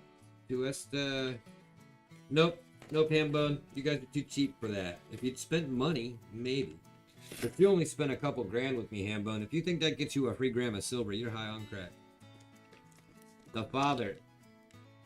Oh. Carlitos esta una hero. Darth Vader esta padre. Esto padre? Est el padre? Una padre? Fuck, I need to go to Spanish class, but I skipped it tonight. Okay. Next primo good. Muy bueno. It's in the Carlitos wallet. Papi. Papi. When I first learned that word, I worked at a company with some Spanish speakers, and one guy accidentally just would absent-mindedly said to one of the other Spanish guys, excuse me, excuse-moi, papi. And the guy turned around and looked at him funny. And later I asked him, why did he look at you so funny? He said, I shouldn't have called him papi. I said, why? He said, because it kind of means, where I'm from, he says it means daddy or papa. But where I'm from, it's kind of slang. And Spanish is different in different countries, right? So if you're from Argentina or Spain or Costa Rica or Mexico or Nicaragua or whatever, it's all different, like different slang. Papi chulo is what Invisible River Ranch is saying, but they might not say that everywhere. So papi, for my friend, he was like, it means dude with love, but you only say it to like your brother or your best friend. So for me to say it to a coworker who just happens to also speak Spanish but from a different country, I basically called him daddy like we're gay. And I was like, I understand why he looked at you funny now. So, anyway, I don't call anybody Poppy now because I'm afraid of them. And then I went and said I learned the Costa Rican slang for dude. The Costa Ricans will walk up to each other and be like, "Hola, mai. Hola, mai. You know, ¿qué pasa, mai?" That means, "Hey, man, what's up, man?" But mai also means mom or mother. It's like short for mom. But only in Costa Rica, they use it like dude. Like, "Hey, dude." And they use it everywhere. "Hola, mai. Oh, I got a gomo. You know, mi gomo. Hola, dude, mi gomo. Hey, dude, I got a hangover." This is Costa Rica. If you say that in Spain or Nicaragua or, you know, Argentina or something, they're going to be looking at you like, "Why did you say, 'Hello, mom, I'm made of glue'?" Which is what it means. Gomo means glue or gummy or gluey. So to have a hangover in Costa Rica is to be a little bit gummed up or glued up. But they're the only ones who say that. And they're the only ones who use "my" like dude. It means mom. May is mom, Mai is dude. It's really close when you say it fast. So you could go to Costa Rica and say, "Hola, Mai. Oh, mi gomo." And it's like, "Hey, dude, I got a hangover." But if you go in any other Spanish country, you're basically saying, "Hello, mother, I am made of glue." So, it's pretty funny. Hola, hello. All right, what are we at? We're at, we did the giveaway. Totals, anyone need totals? Everybody knows how to pay me. Everybody knows that you absolutely must pay tonight and get your information to me. Farmer, I know. But everybody else, do what you got to do because this stuff has got to go out tomorrow. I cannot be chasing you down on Thursday or Friday and have something go wrong with these packages because you didn't give me enough time to get them to the post office. I've got to pack up and break down my house. Thank you for sending me the Venmo on the Venmo of Andale Vemuso. I will be online, around, and available. I fly on New Year's Day. I land on New Year's afternoon. I should be back on internet sometime New Year's Day evening, hopefully. Rhonda has internet at her place where I'll be camped out until I move over onto my own property. So there is internet, and I will have capability. But I will not have shipability after basically now. Any questions? I don't want to sign off. It feels so final. Pictures. Pictures of? Oh, send pictures, take pictures, show pictures. I got pictures. This is where I'm going. Basically, I'm moving on to a bus. Now, these pictures are stuff when they were building it. But I bought this piece of property in Costa Rica. It's 1/10 of an acre. It's this little trapezoid on the right of the road there. It's only 1/10. It's so small. But I figured out that the 40-foot bus will fit. And I'm going to use bamboo to build a roof. Good night, Sean. Thank you for coming. I'm going to build a roof over the bus and over this existing house foundation because there was a house there that was roughly 750 square feet, the size of a one-bedroom apartment in the U.S. The foundation is still there, so I'm going to build a roof over the bus and the concrete foundation and build an outdoor patio, outdoor kitchen, outdoor bathroom and shower. Well, it'll be enclosed, but they'll be outside the bus. I have septic and plumbing and running water and electricity and everything is already at the property because there was a house there until just a few years ago. The owners knocked down the house and used the materials to build an extension on their own house somewhere else. This is one of their farm properties. And then the little blue square in the corner is a gate that goes over into my friend Rhonda's yard. And Rhonda and Michel is French. Michel is a dude, even though his name is Michel. Dude and chick live next door, are friends of mine that I've known for years. And then I'm in the shadow of a volcano, so if you want to see what it actually looks like out my front door, it looks like this, which is freaking killer. One of the most famous rivers in Costa Rica is the Rio Celeste. It's famous because it's blue. And you go to this waterfall park where the blue waterfall is and the blue river. See how blue it is? That's all in my neighborhood. The volcano across the street from my house is in the background of this picture.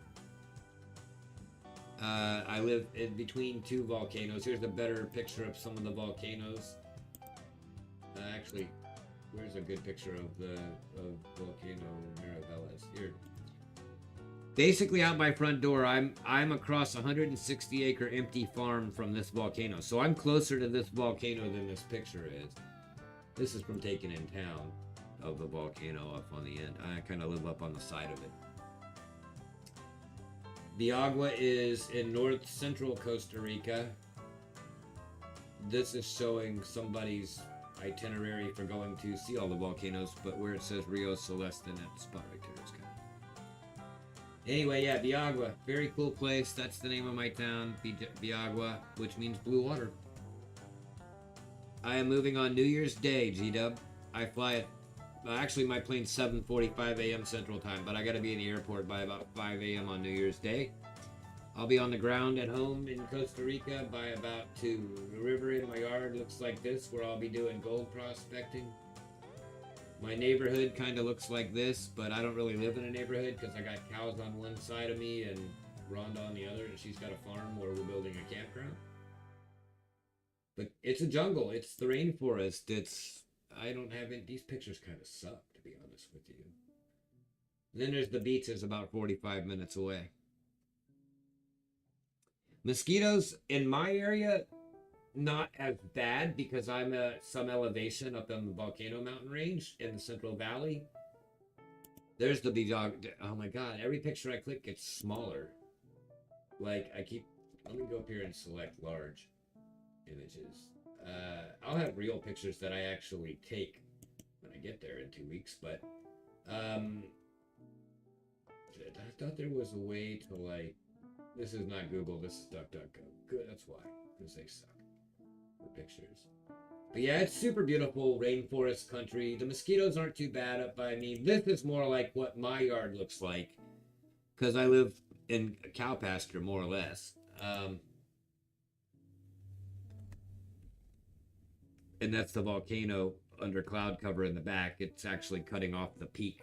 You can only see about half the mountain there, but I live on the side of that volcano. Literally on the side of it. Like, when I show you pictures of the volcano compared to the ones I'm showing you tonight, it's like I'm on it, not looking at it from a distance. Belize is similar. I mean, this is Central America. South America actually has higher elevations.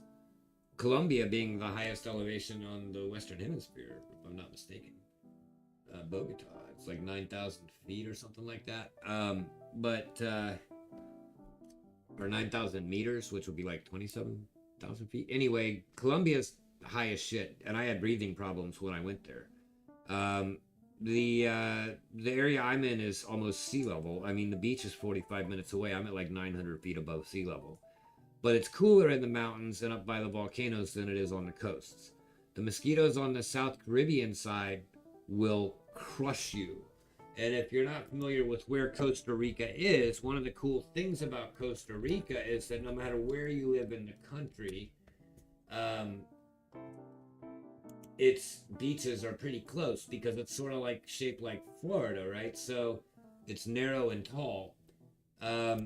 And as a result, Costa Rica goes from right down here in Panama to up here in Nicaragua. I'm pointing at a mouse you can't see, but basically it's that strip in the middle. And my spot is, if you were to go to that, well, I'll just kind of zoom into it. My spot is up here in the north, and so I'm kind of out of the mosquito zone. I'm in the middle in the north, and the airport I'm flying into is the white city named Liberia on the left center of the screen. It's Liberia, and then it's about a 45-minute drive west or eastbound back towards the middle of the country. The giant lake at the top of the screen that you can see is Lake Nicaragua. This giant lake in the middle of the country right there, the big blue hole. I can see that from my front yard, but it's a distance. It's like looking 30 miles away or 50, 90 miles, 100 miles away. But you can see it because I'm up on a mountain and it's straight downhill to that lake. So when you're standing in my yard, you can see that lake called Lake Nicaragua, and yet I'm still probably a 2-hour drive, an hour and a half drive from it. So it's pretty wild how it works, how the elevation just goes straight up and straight back down. But I'll be living in a bus, and that's what I'll do until I build my sort of outdoor facilities and outdoor. One of the things about Costa Rica is it's 90 degrees roughly is the highest summertime. It's like 90, 95 degrees in the summer.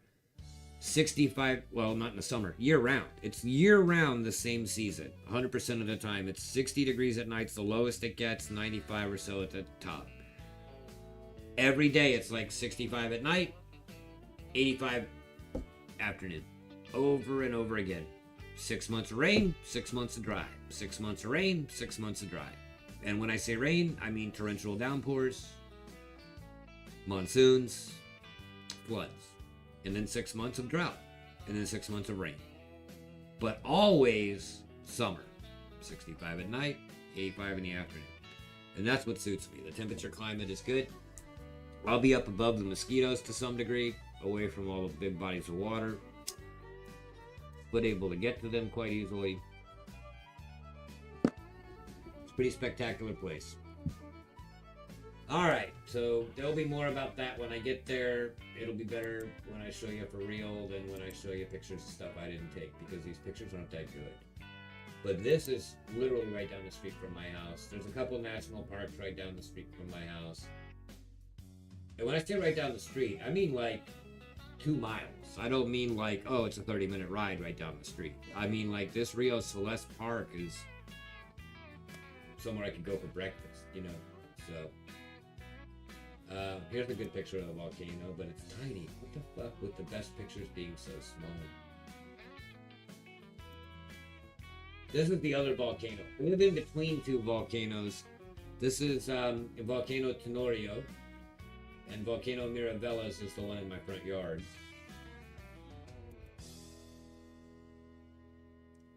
Lots of rainforest stuff like this where you can go to the parks and hang out. That's probably just like a nature preserve. Tapirs, sloths, and monkeys. Here's a typical house. Not very fancy, but you don't need it to be when you can spend your entire life outside, because it's summer every day. Forever. I mean, this is as fancy as anybody gets. These people are dressed for church in their shorts and bikinis. I mean, typical day of Ticos hanging out on the river. But these are your roads. Other than the major highways, you gotta have 4-wheel drive to live there. But we got these dudes, tapirs. And we got these dudes, sloths. And they're both super cool. I'm excited, guys. It's gonna be fun. And everyone's encouraged to visit, because the person who was here in chat, Rhonda, they own a large finca, which is a farm. And the reason I originally decided to go was because they are offering me the opportunity to partner with them to build their farm into a glampground, and I mean a good one. An Airbnb glampground destination. The neighbor across the street owns 160 acres. He's the man who sold us the land. Each of us bought our land from the same guy.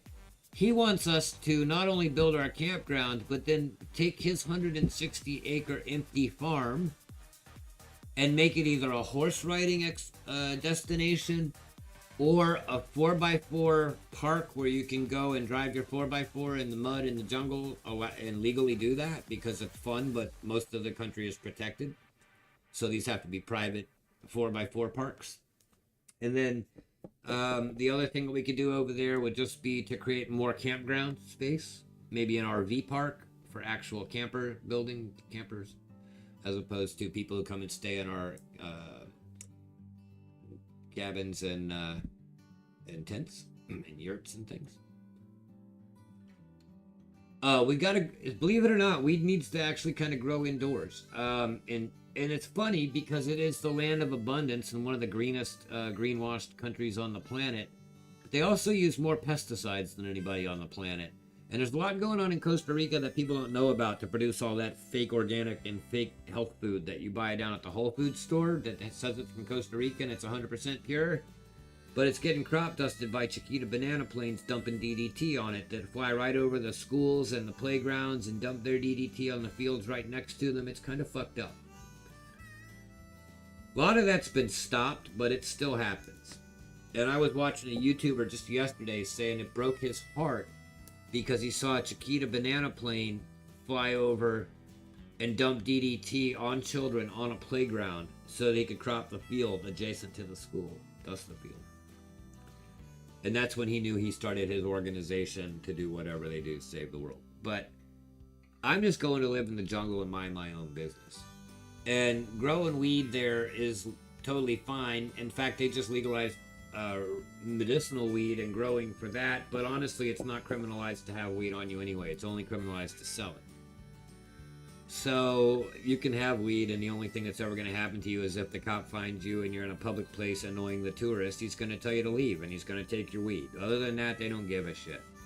If you're stupid and smoke in the middle of the city park surrounded by Catholic kids on a field trip, then you're going to get a cop talking to you to tell you to move on. Jeff, what's up, dude? Was the plane shaped like a banana? It might have been. I'm sure it was yellow. But yeah, so you get some heartbreaking stories like that. But it does actually rain so much, and the soil. So there's like America, like North America, like the United States. I should say the right thing. They are America also. They have regions. There's farm regions. There's agricultural dry. There's regions that are good for growing in the ground, and they grow all the bananas and the coconuts and the fruits and the star fruits and jackfruits and all the things you get at Whole Foods in the organic aisle. Whether it's organic or not is another question, but you don't know that. You're paying for it, so buy it. Anyway, the part of the country that I live in is cattle. So horses and cattle.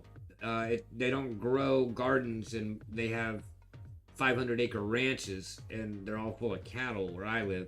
But if you drive 2 hours south, it's 500 acres of beans. So garbanzo beans or whatever. So it just kind of matters regionally. But my region is cows, mountains, rockier terrain, harder to garden, not flat. So you get the cattle, the horses, tons of horse places around me. When you drive down my road, you're more likely to run into cowboys on horses moving cows between pastures than you are other cars. You got a starfruit going? I'm about to have them falling off the trees around me, apparently. Anyway, we're at 9:45 Central Time. I gotta go check all the money. Make sure you sent it. I'm gonna need it. Shipping goes out tomorrow. I don't care who you are or what you think. It's going out tomorrow. I need everybody's information. You know who you are. If you're expecting stuff from me, you gotta tell me who you are and where to send it. I'm gonna, for the people I already know, Shroom Day and Gold Sniping Farmer and all you guys, if I got your email, if I know where you are, you're already in my pirate ship, then I'm just gonna handle it. But for those of you that have bought from me and aren't sure if you've ever received from me or if it's been a while, make sure I have your latest and greatest shipping information. Everything goes tomorrow. Tracking numbers by 4 p.m. at the latest, depending on how fast I get it done. There's quite a bit to do this time. And but my post office cleans out the packages at 4 p.m. daily. You should see your tracking in motion out of Deckard, Tennessee, Winchester, Tennessee by 4:15 tomorrow. Maybe 4:30 if they're busy. Central Time. Let me know if there's any problems. Let me know if I can help. Let me know if I can send you any Costa Rican coconuts or cacao or cocaine. Debate on whether you'll get it, but you can ask. Love you guys. Mean it. Stay historic, and I'll see you in the streams. I'm out of here. Thanks for coming.